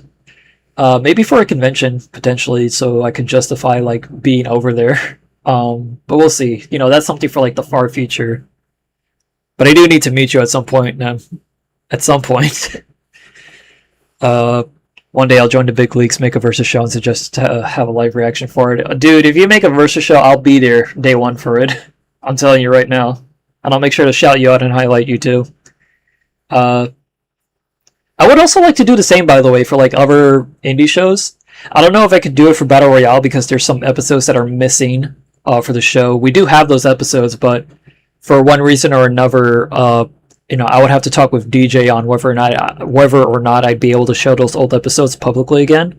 I know I've talked about privately with some friends doing like a rewatch of the series. Maybe someday we could do a public stream rewatch of old Crossover X videos. We'll see. But I know that for other indie shows like Multiverse Match or Fatal Fiction, if we could find all those old episodes, I know most of that is like lost media at this point. Obviously, I mentioned Realm of Gods earlier. Just a lot of indie shows. I would love to do complete rewatches on stream of those episodes as well for all those shows and just like see how I feel about them, because I think it'd be really fun to do it with you guys. Like, have you guys come to stream and just rewatch and feel nostalgic for these shows together. Because I grew up watching a lot of these Versus shows and just like a lot of great stuff that I just want to highlight on here. If we watch Realm of Gods on one of these streams in the future, gotta watch Jenga versus Tetris. Love the creativity of how they did a matchup like that in the first place. Yeah, I watched Jenga versus Tetris. I love that episode as well. I think they did a phenomenal job with the concept of that. That's definitely something I would love to highlight on stream at some point. It could be a tier list. Excuse me. It could be a tier list, and hey, we could tier list them as things go on as well. Yep. Alright, Tetris versus Jenga, voice T. Hey, you did a very good job. I'll be waiting. Yeah, one day, Nem, I promise. Or I don't want to make promises I can't keep, but I'll try. Hopefully. Weissmitty soon. As soon as I'm out of the fan battle mines. I feel you, Eve. Definitely, yeah. So, pretty soon, guys. Pretty soon. Like, Sunbake Showdown. Yeah, we'll be doing that. God, I'm part of that, by the way. Hopefully that we're able to get to that when we get to that. I miss Battle Royale. I miss Battle Royale too, Jaden. One day I'll also make a versus show for you to react to as soon as I'm done working on the episode I'm already working on. I'll probably watch Not Death Battle at some point on here. Character versus character was a gem. I forgot about character versus character. Being there day one, high praise actually making the motivation for me to make one grow stronger. Hell yeah. By the way, Debate Club beat you guys with Kira versus Dachi. Yeah, I did notice that as well. I am very curious to watch that. I don't know if I should, if only to not influence our episode in case like we ever go back to... Well, see, okay, quick story, and I promise we'll move on to the next video. Kira versus Adachi was done. Like, the script was done, the host voiced it, the script for the animation was done, and I think like a good half of the animation was done, but like the other half literally for some reason just could not get done. I'm not going to name who was on the animation because I don't want people going after them, and in general they're still just very good people. And this was just years ago at this point, but it's literally just like the animation was holding us off from releasing that episode. If we ever bring back Battle Royale and we go back to Kira versus Adachi, I think reusing some of that old animation is possible, but we definitely would need to, like, first of all, get some of that finished, probably retool some of it.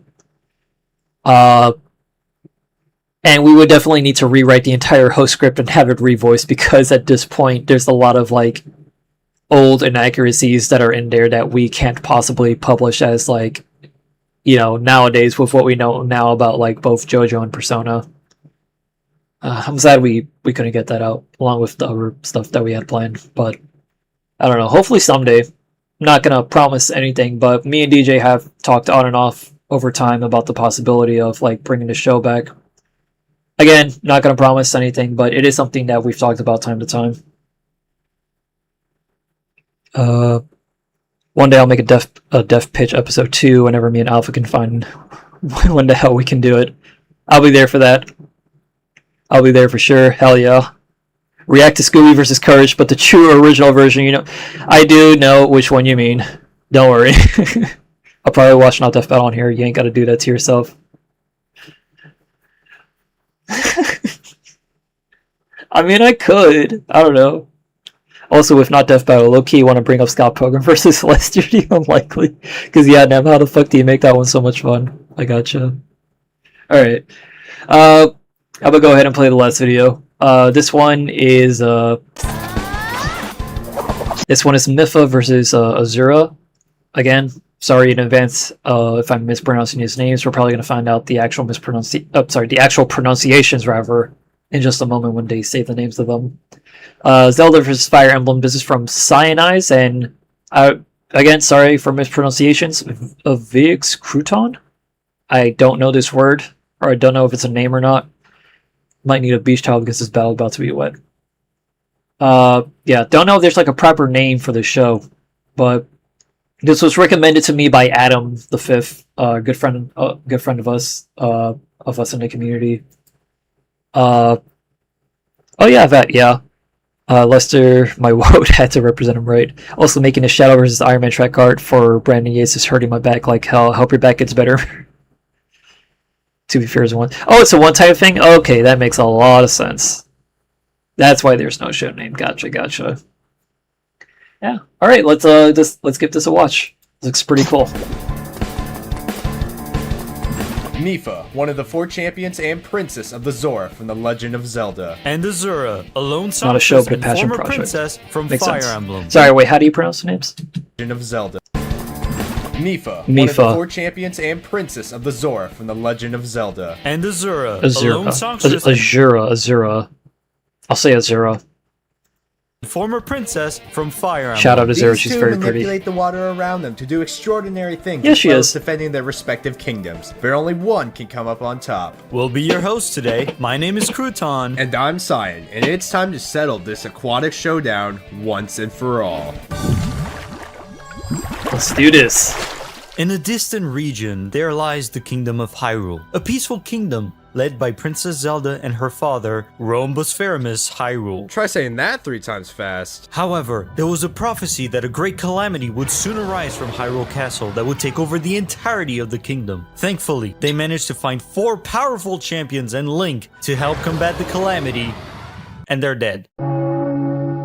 Except Link, who ended up surviving and being put into a Bacta tank and was completely stripped naked for over 100 years. No, Cyan, he's not naked. Yeah, sure. Anyways, taking it back to a time period where everything hasn't gone to crap, Mipha, one of the 4 champions of Hyrule, is naked too? Man, what is the deal with these people of Hyrule? Dude. Anyways, Mipha was chosen to be the representative of the Zoras, a race of fish people. Raised as a warrior amongst the Zora, she received a trident made by craftsman Dento, and quickly rose in the ranks. Despite this, she kept a soft-spoken and kind demeanor all throughout it. Except when she's on the battlefield, as she wields the light Oh yeah, this Link design looks really good, by the way. skilled trident and aided Link and his friends against waves of monsters. And not just her trident, she can also manipulate the water around her in a variety of ways. She can create geysers, she can swim on land, and even imbue her weapon with water to increase the Shout out to the fact that I can actually read all of this, by the way. If there's one critique that I could give out to like any growing indie versus show out there, please make these readable and like just format these like in a good way. Like this looks really good in terms of like the font sizes and everything. Jaden says, okay, I'm going out. Thanks for having me, Moon, and great job on Ink Traveler. Can't wait to see what you guys do next step battle. You have a good day, good day or night, brother. Yeah, thank you, Jaden, for coming. Really appreciate you being here, and thank you as well for the praise on Ink Traveler. Everyone did like a really damn good job on that episode. Hopefully I get to work on another one real soon. Let's see here. You have a good night as well. Have you seen his F my issues with it, but I'll hold my tongue. Got you.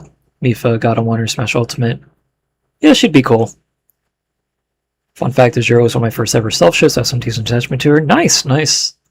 damage of it. The light scale trident also has the ability Water Warrior. This increases the attack by a notable amount when the trident comes into contact with water, which is basically all the time. So, would that mean that Mipha gets stronger if she's always wet? Don't finish that sentence.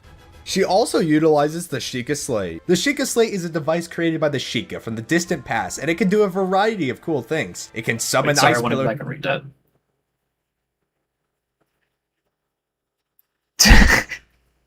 I didn't even know you were still here, Lawrence. That woke you up.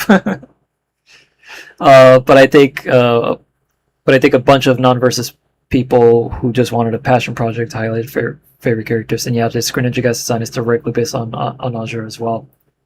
Yeah, I can see it.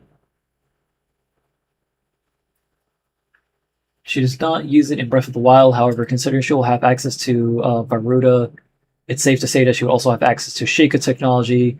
While not canon in some aspects, she does utilize it in Hyrule Warriors Age of Calamity. Of course, I'm here lurking. They did great. Gotcha. It's created by the Sheikah from the distant past, and it can do a variety of cool things. It can summon ice pillars on the water. It can manipulate and move around metal objects with a giant magnet. It can summon bombs, and it can put anyone into a stasis. Quite a hefty arsenal, if you ask me. But what truly makes her worthy of her champion status, though, is her potent healing abilities. Her powers can both heal herself and any allies around her, and they're at their best when she's dead. Oh, yeah, that did happen. Dead or not, she's able to call upon an absolute behemoth. Yeah, so far, Kodo, I'm really impressed with what we're seeing so far. I know we're only 2.5 minutes in, but this just feels like a regular Versus Show episode, and I mean that in like a very complimentary way. I think they're already setting themselves up very well for like a potential series if they decide to make one. Behemoth giant made out of Sheikah technology, Varuda. Editing's pretty good too. This ancient machine is strong enough to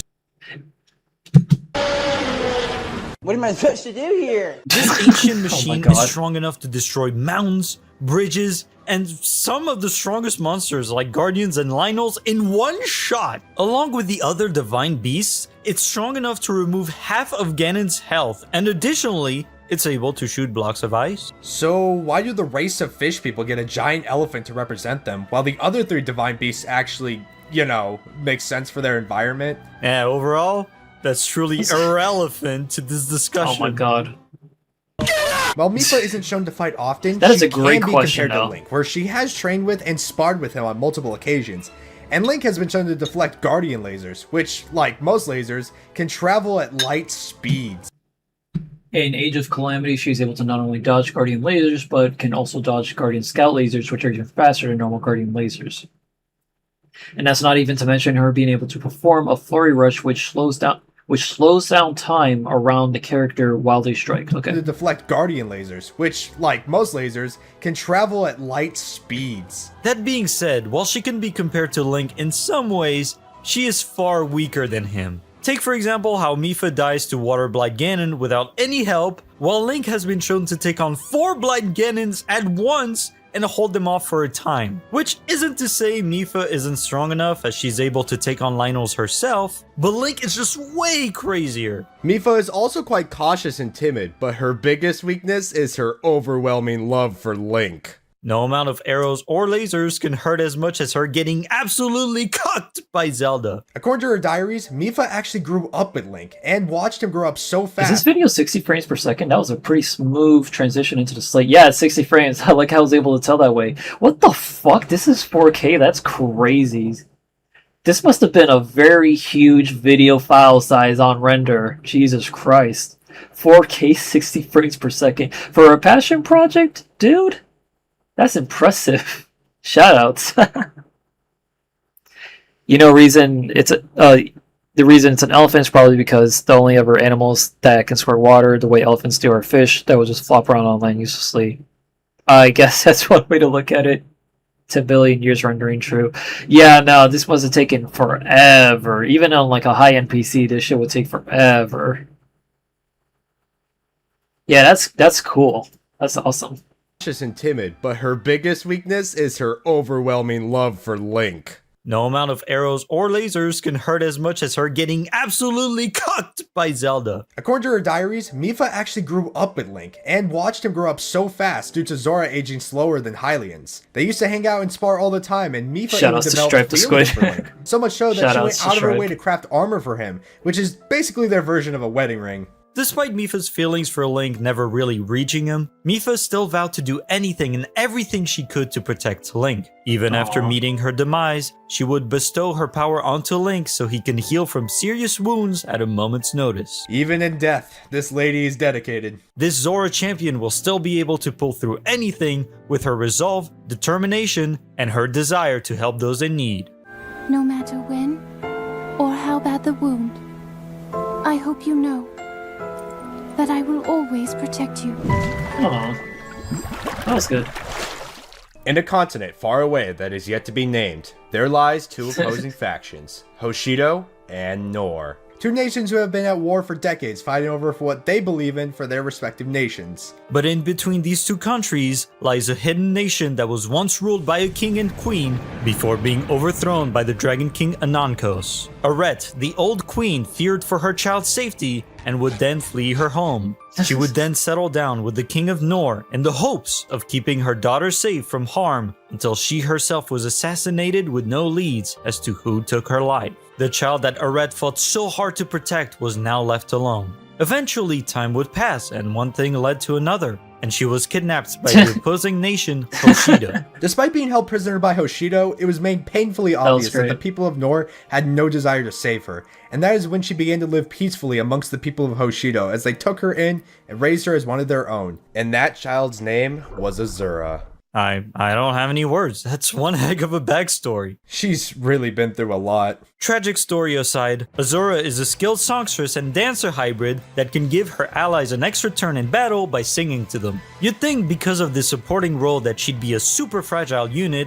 but surprisingly, she bolsters a really high attack stat, allowing her to be a glass cannon in battle. Couple that with the insane luck and speed she has, and she can hold her own in a fight. She has also been shown to dodge various lightning tomes, and I don't even need to say how fast that is. All that and still being able to give her allies the support they need. I guess I probably should have prefaced before, potential spoilers for Fire Emblem. There's like, what games were these, like Birthright, Conquest, and I think there's like 3 routes in this, right? Like, hang on, let me just Fire Emblem.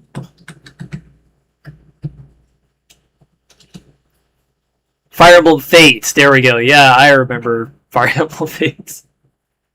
Lawrence, I think you played through all of Fates, didn't you? I think you had like the special edition. I don't know if you played through the last route in that. Revelation is the 3rd one, yeah. Yeah, it's like, probably could forget it. Gotcha. Azura is like the single most important character in all 3 routes. Right, I think I remember seeing her on the promotional art. I think Fire Emblem Fates is just fine. 2 visit to back out now. Gotcha. Alright, let's continue. She's a must-have on any army. And it's thanks to the kindness that the people of Hoshido gave to her that she was able to live out her teenage years with a bit more peace in mind and even picked up the ways of the lance, which she is quite proficient in. Azura wields the Blessed Lance, which is not only super effective against monsters, but also heals 10 HP during each interval at the cost of her defenses and resistances. Through her lance, she can also manipulate the water for deadly water strikes such as whirlpools around herself, tidal waves, and my personal favorite, Hydro Pump. I don't think it's called Hydro Pump. I'm pretty sure that's the name for... It looks like a Hydro Pump. Besides, if she isn't going to name her water attacks, then I will. Speaking of which, what do you call this one that has her floating with water forming around her to cause a giant typhoon? I'm glad you asked. It's not just Azura's weapon that is summoning the water. Headed out here. Was fun hanging out for a bit though. You have a good night. Have a good night, Eves. Thanks, Eves. Thank you so much for coming over. Oh my god. I hope you have a great rest. If you want to watch like the rest of the VOD, it'll be on here as soon as we're done tomorrow. I'd love for them to get moving. Also, have a good one, Eve. Everyone say bye to Eve in chat. We love you, Eve. Take care. It's actually the pendant she's wearing. This necklace was passed down through her royal family and actually has some soothing properties to it. It they actually had a replica any of target it. she sings to, causing them to lose their will to fight. Take Corinth as an enraged dragon. Azura attempted to sing to Corinth in the hopes to calm him down, which ended up being successful and reverted him back into human form. Whoa. You're telling me if I hear this song, I will finally be able to sleep peacefully at night? Sign me up! Easy there, Crouton. This ability does have its drawbacks. While it does seem really powerful, it actually harms Azura every time she uses it, and depending on how strong the song is she is singing, it could strain her body or even kill her. Azura is aware of this, however, and tries to use it sparingly, and even vows to dispose of it as soon as the war is over and her role has been played. And as shown when she was singing the song to Corrin, even if it does work and calms down the target, there's a bit of risk involved either from the song straining her body, or the target still fighting despite hearing the song. But where did she even learn this powerful song anyway? Well, the pendant itself is actually a fragment of Anankos' Dragonstone, and that song that Azura sings was originally intended to calm Min down. It should be noted that in Fire Emblem Heroes, her younger form gets access to the Dream World, in which she has access to the infinite Fire Emblem multiverse, as well as being able to do anything she wants as long as she is able to think it. For the sake of this analysis, her appearance in Fire Emblem Heroes will not be accounted for in regards to her scaling. Copy that. In case he ever went on a rampage, he's actually the reason for the elusive... Hold up, Cyan. I got this one. Let's see here. Ah, yes, the Vala curse. If anyone mentions Vala, they will disappear and evaporate into water. Wait. Huh? Oh my god! No! No! Oh my god.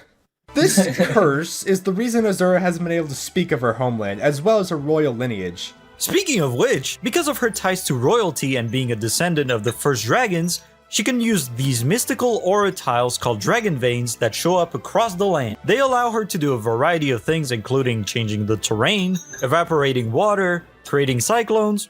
The list goes on. As long as there is one nearby, she can get herself out of a pickle easily. Azura should have no problems in most fights, right? Yes, but also no. You see, because of the physical abuse and constant... I'm going to Google Look Merle to have a great stream, buddy. Thank you, buddy. Everyone say bye to Lawrence, aka Lorenzo. Love you, dude. Thanks so much for coming to stream. Hope you have a good day at work tomorrow. Everyone wish Florence the best. That's my bestie, IRL bestie. Works really hard. Gonna be seeing him this weekend. Rejection she's experienced amongst her peers, she's very reserved and tries to avoid confrontation if at all possible, and she hurts people's feelings even when not intentionally. But that's not to say that there aren't some pros in this. She is very strategic and intelligent, and for the people she has opened up to, she's actually really helpful when it comes to solving other people's issues. And in the end, she learned to trust her newfound family and save her kingdom from absolute doom, and crown her cousin King of Vala. Oh yeah, one of the things I want to mention that's done with a dragon vein is Camila froze an entire ocean with one once. Crazy. This the Hatsune Miku freeze frame that we paused on. For some reason. Even though she can get emotional and sometimes doesn't have the right words in certain situations, this songstress will do anything to make the world a better place and achieve peace, even at the cost of her own life if it makes her friends and family around her live a happier life than she was forced to endure.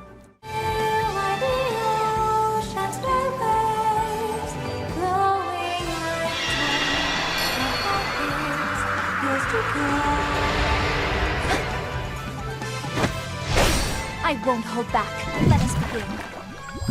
Very nice, very nice. This video is sponsored by Stripe the Squid. Hey, shout out Stripe. Video, and he said he would strangle me if I didn't bring him up at least once.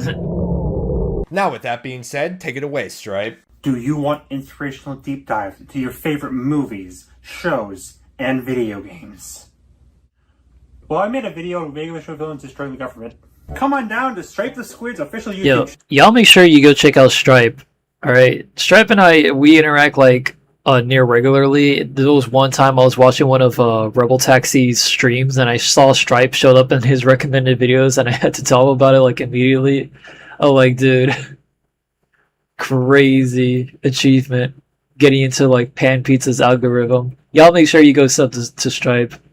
Does great work. Your one-stop shop for videos detailing every cartoon ever, apparently. Video games, sometimes. Death Battle, sometimes. And if God gave birth to a YouTube video, please watch this one. Also, I will occasionally listen to my fans and do things they ask, including this ink-covered Kermit knockoff.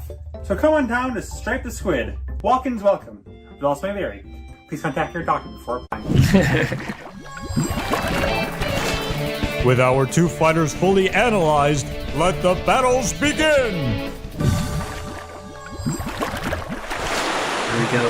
I have no prediction for who I think is gonna win, so just going into this completely blind without one. But if you guys have one in chat, if you haven't seen this one before, I'll probably read it up while we go through this.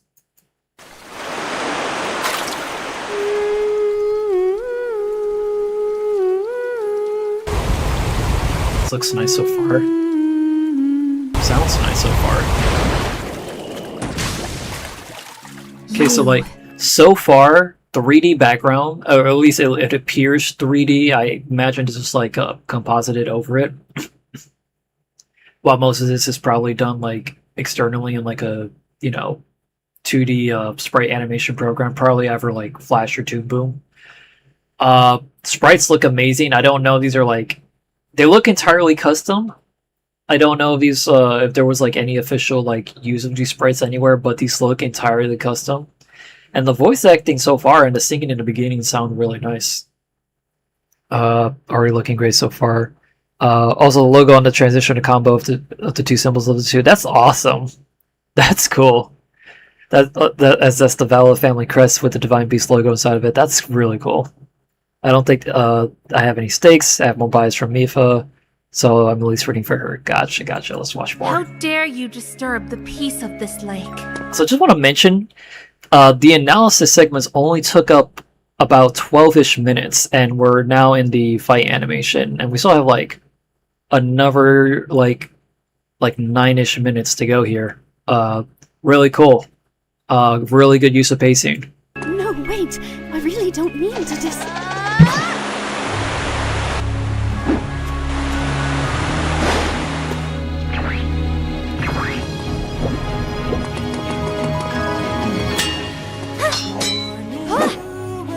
Really good rigging work so far.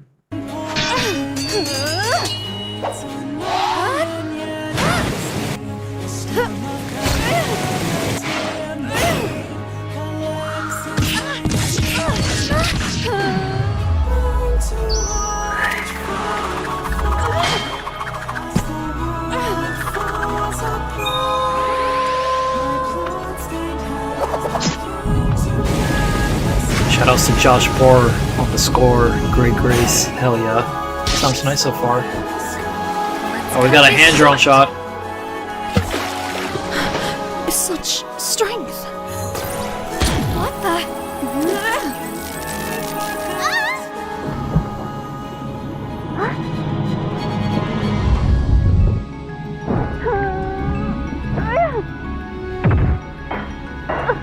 I need to find a way to escape and... that should do.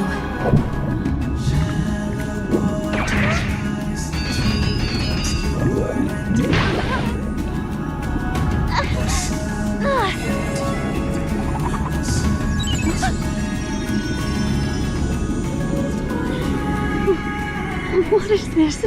If I can't fight down here, I'll bring it back up to the surface.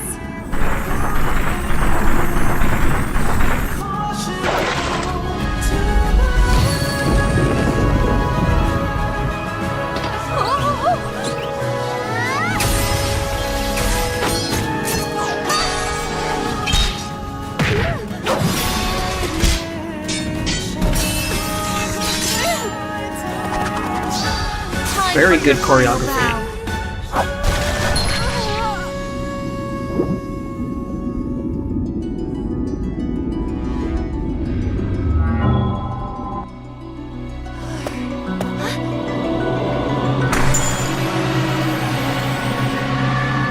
Shit! Naruto, it is time!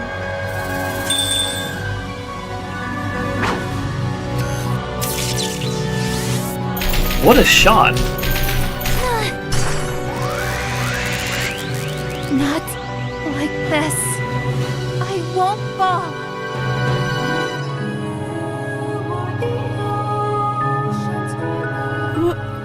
Why can't I move? Destined to see. No, please. Gotta switch to a 3D shot. It isn't the end. No, I won't falter. For the goddess Hylia. and for all of Hyrule. This is some great storytelling. Is this it? The score is settled. This battle's winner is Mipha! Alright.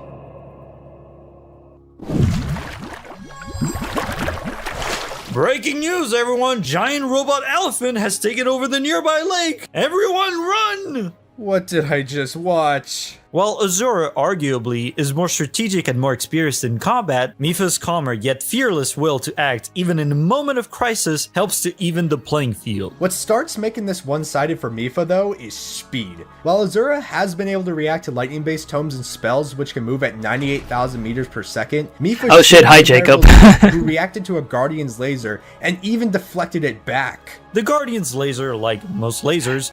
Everyone, Jukum is in chat. Y'all don't know, Pokken World Champs 2018, editor and researcher on Death Battle, did a lot of work on Aang Traveler. Make sure you guys give him his roses.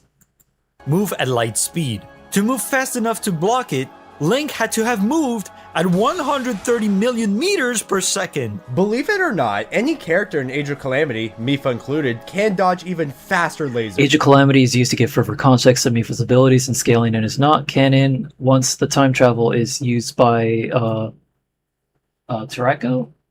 Up until that point, however, it's safe to say that the events that happened prior are canon. Two-time misspelling on the word canon here. They're using the cannon that you fire out of, and not the single end cannon where you know, they're talking about like whether something actually happened in a story or not. But I mean, it's minor misspellings, like whatever. We know what they meant. Guardian Scouts. Zelda characters are just insane. They also have their big X factors. And For Nuzlocke. Azura, she has her dragon veins, which can do a variety of things compared to Mipha's Make sure you guys go check out Jikum's channel. Does a lot of great work on there as well. Sheikah Slade, which can do one of 4 actions at a time. But the real trump card in the matchup was Azura's song, The Voice of Peace. If that successfully landed, any opponent would be rendered completely useless, leaving them open for Azura to do just about anything she wanted. Despite this, it's been shown to sometimes not take full effect to the target she is singing to. Take for example the time when she sang to an enraged dragon Corn. She was singing the song to calm them down, and while it did eventually work, she still got hit by brutal Dragon Fang and suffered injuries. Not to say it wouldn't have worked, but to guarantee it working, it would require Azura to use more of her life force to guarantee that her target has lost their will to fight, which, depending on how strong the song is, could end up killing her if she used too much of the pendant's power. And that's not to mention Varuda. Azura seemingly had no counters to it, and the second Mipha activated it, there was nothing Azura could have done to stop a machine that can destroy mountains and shoot giant lasers. Now I know what you're all thinking. Didn't Azura help defeat Anankos? And you'd be right. In fact, scaling her to Anankos reveals that she could be potentially universal, considering Anankos can create black holes. However, context matters, and the keyword here is helped. Going to the actual battle here reveals that including herself, there were 13 Fire Emblem characters that assisted in his defeat. I guess her and Mipha got something in common, eh? It's definitely not meant to undermine this feat at all. I mean, in a 1v1 fight without Varuda, Anankos could scale over Calamity Ganon. Azura's 1/13 split on defeating Anankos versus Mipha's 1/4 split on damaging Ganon suggests that Mipha's power output via Varuda is stronger than Azura's base attack output. Azura would most definitely take the win. But a reminder of what a Divine Beast laser can do, especially against someone as fragile as Azura.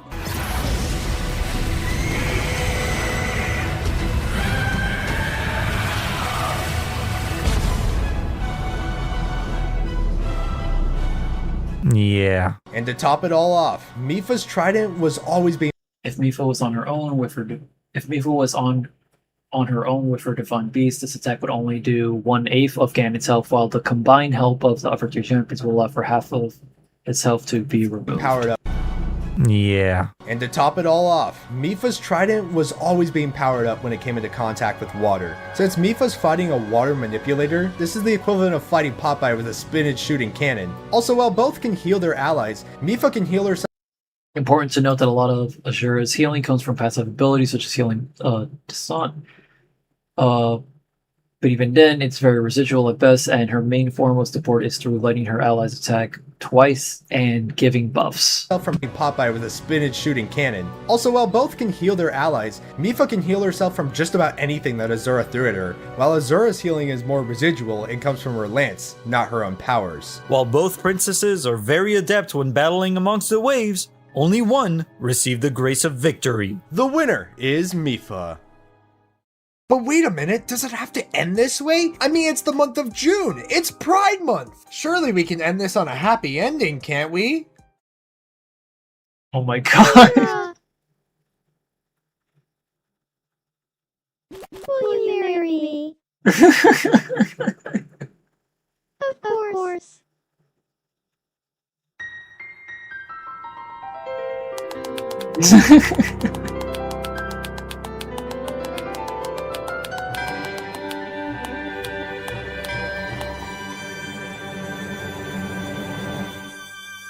That was amazing.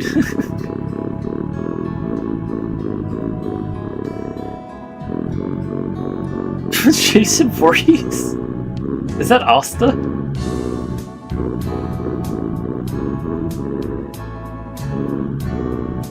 If this ending was in Kratos Asta, everybody will be happy. Oh my god.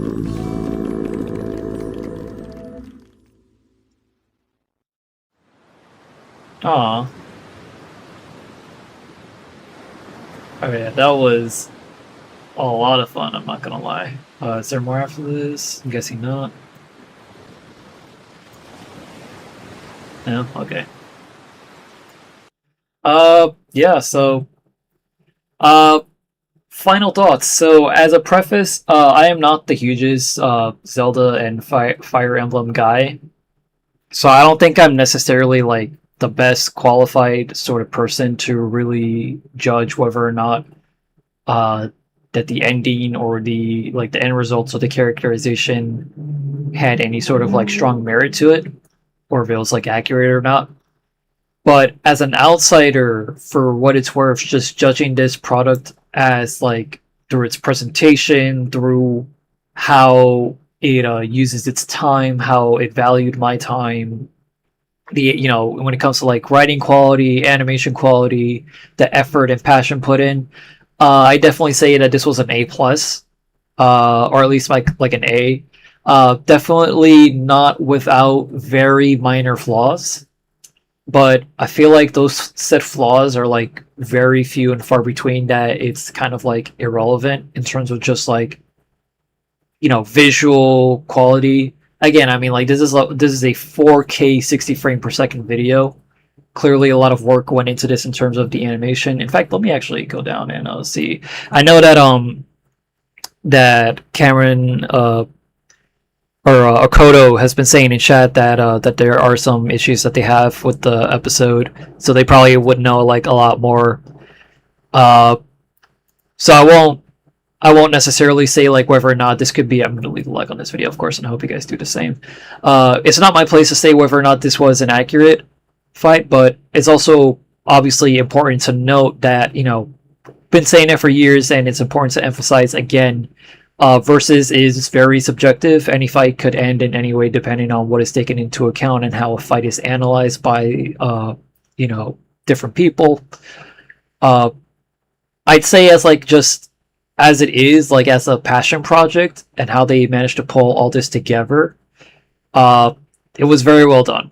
And I really enjoyed this. I had a really damn good time watching and learning about these characters and seeing like what they did with the animation and the characterization and the writing, the rundowns.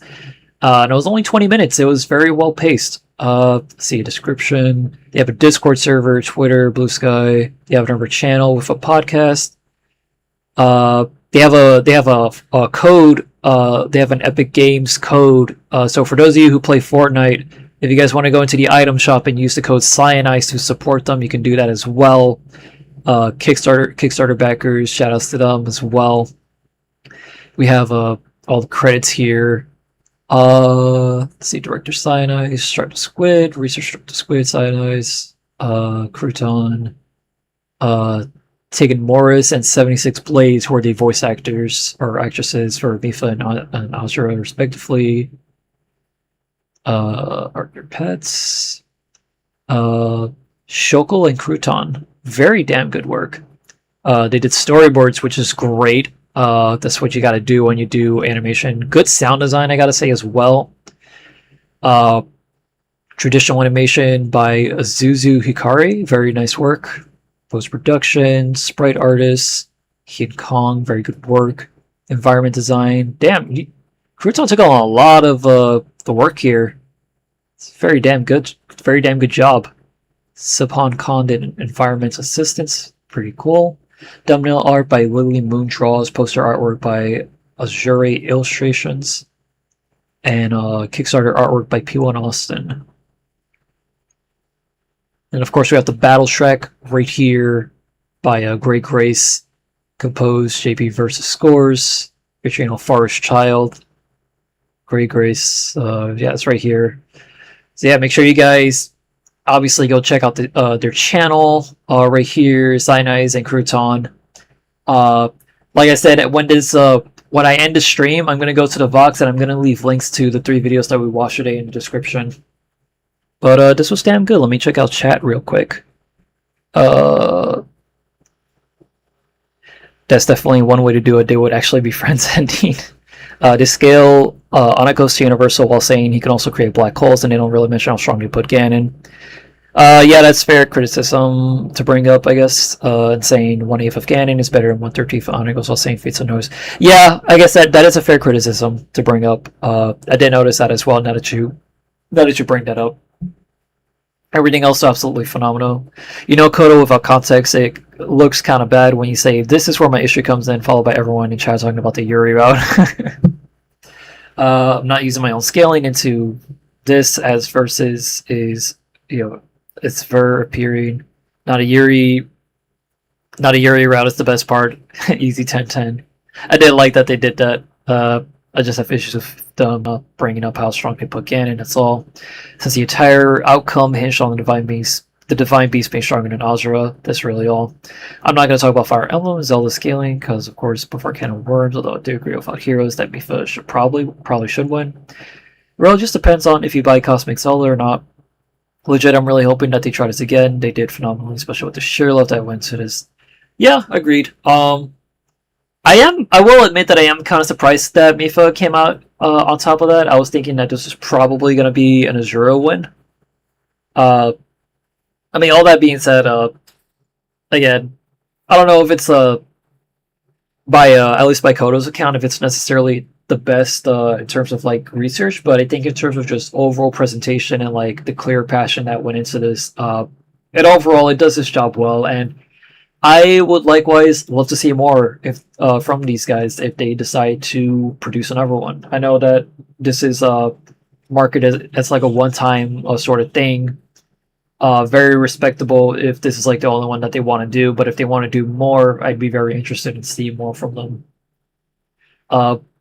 Before first impression, this was a very damn good one.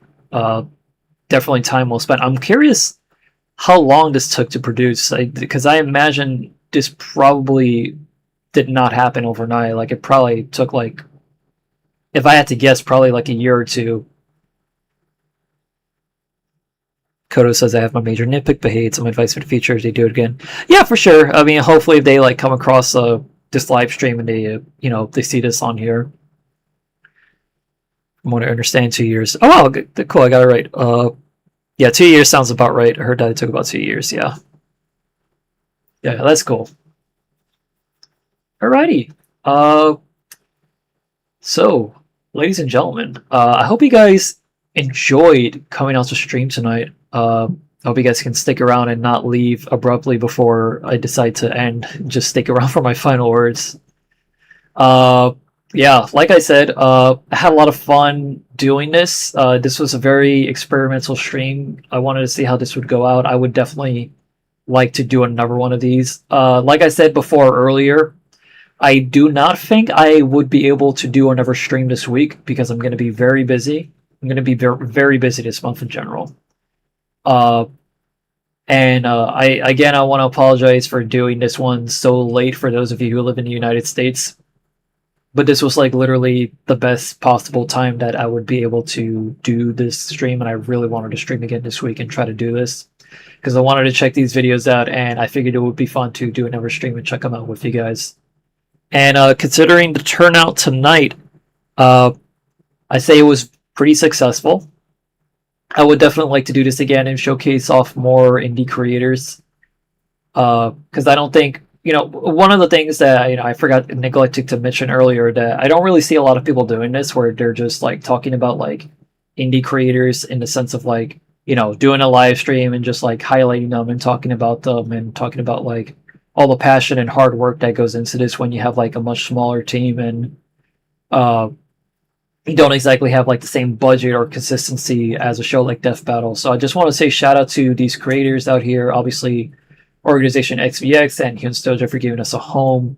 Vault Gaming for their debate club, doing a good job on that. Cyanides and Crouton as well for their passion project on here. I enjoyed each and every single one of these videos, and I enjoyed watching them with you guys, and I really, really, honest to God, appreciate all of you guys for coming out here tonight. I love each and every single one of you, and I would not be doing these if I didn't think that you guys would not come through and show up to them. So I hope you guys can do your part and hopefully try to come out to the next one whenever that is. I'm sorry that I don't have a proper schedule for these at this time. I hope to be able to get one to try to put one together in the future, but right now things are just a little uncertain. But definitely keep a lookout on my Blue Sky, on my Twitter account, on my YouTube community tab. I'm going to try to use it more often, like I keep saying. And if you guys have me on Discord as well, obviously, you could talk to me on there or any server you see me in. Feel free to chat as well. I appreciated seeing all of you guys here. Like I said, I love you guys. Shout outs obviously to Lawrence, shout outs to Eve, shout outs to Nem, shout outs to Jukum, shout outs to Sonics, Kodo, Cameron, everyone that was here earlier. I'm sorry if I don't say your name again, you're not any more insignificant. All of you matter to me. I appreciated seeing all of you guys come out. And again, I need you guys to do me a favor and please go out to all of these creators and please support them in any way if you like the content that they put out here tonight. Go watch their videos in full. Leave it on in the background if you don't want to rewatch them again. But just watch the videos in full so that they get their watch. They get their view. Leave a like on them if you enjoyed them. Subscribe and support them in any way if they have like a Patreon or a coffee or whatever. Or YouTube membership. Because these guys work really hard putting all these together.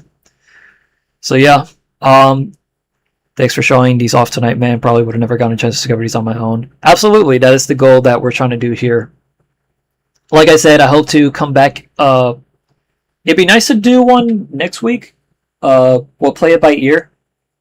Again, like I said, I would love to do a Death Battle rewatch. I would love to rewatch a bunch of other like old indie shows as well, or some shows that are still going, and try to see if we can rank them. We're definitely going to do a reaction to the next fan battle whenever that gets finished. I know Jeb and Eves are like hard at work on that. It's Battle Bees versus Lord Boros. I know that I think I noticed that that Vault Gaming Debate Club, they're also doing their own version of that fight. I'd be interested in seeing how they approach that as well. Hope everyone here had a good time at this event. For sure. Definitely try to be here next time. Definitely. Alrighty. I think I've held you guys on here long enough. It's pretty late. 2 cakes. Hell yeah, 2 cakes. that is the way to look at it. There's no competition here. You guys are just getting 2 of like one of the best matchups that are out there. Honestly, that's like the best way to look at it. Getting 2 versions of the same matchup. 2 cakes indeed. Army get it, go and get it. Oh yeah. Alrighty guys, I'm gonna let you guys go. Don't want to keep you guys here all night. But again, I really thank you guys for coming out. If you guys like my content and you're not subscribed, make sure to try and subscribe if you want. If you enjoyed this, leave a like if you liked it. My social media is in the description. If you want to support me on Coffee, the link is there as well and on screen on top of that. And hopefully we can do some more streams on here as well. Gaming streams, more reaction streams to versus content, and probably other like non-versus content as well in the future. And art as well in the future. I would love to do more art. There's some like unfinished commissions that I need to get out of the way. And yeah, that is gonna do it for me. I love you guys so much. Thank you guys for coming down. We're gonna turn back on the music, and we're gonna let the song finish as we go into the end screen. And if you guys enjoyed the music, by the way, the link to the playlist for that is in the description as well at the very bottom. Ladies and gentlemen, have yourselves a fantastic night. My name is Ray, also known as Meatloaf Man, also known as Moonray, sometimes Mono Artemis. Have yourselves a fantastic night. Take care. I love you all. Have a damn good one. Bye-bye.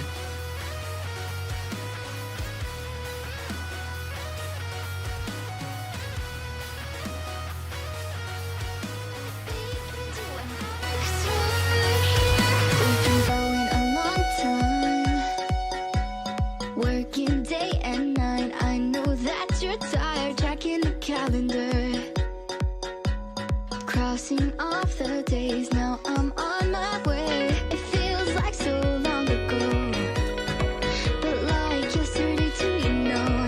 Now we just wanna go back again, and I can't help thinking about that feeling, here where we wanna be.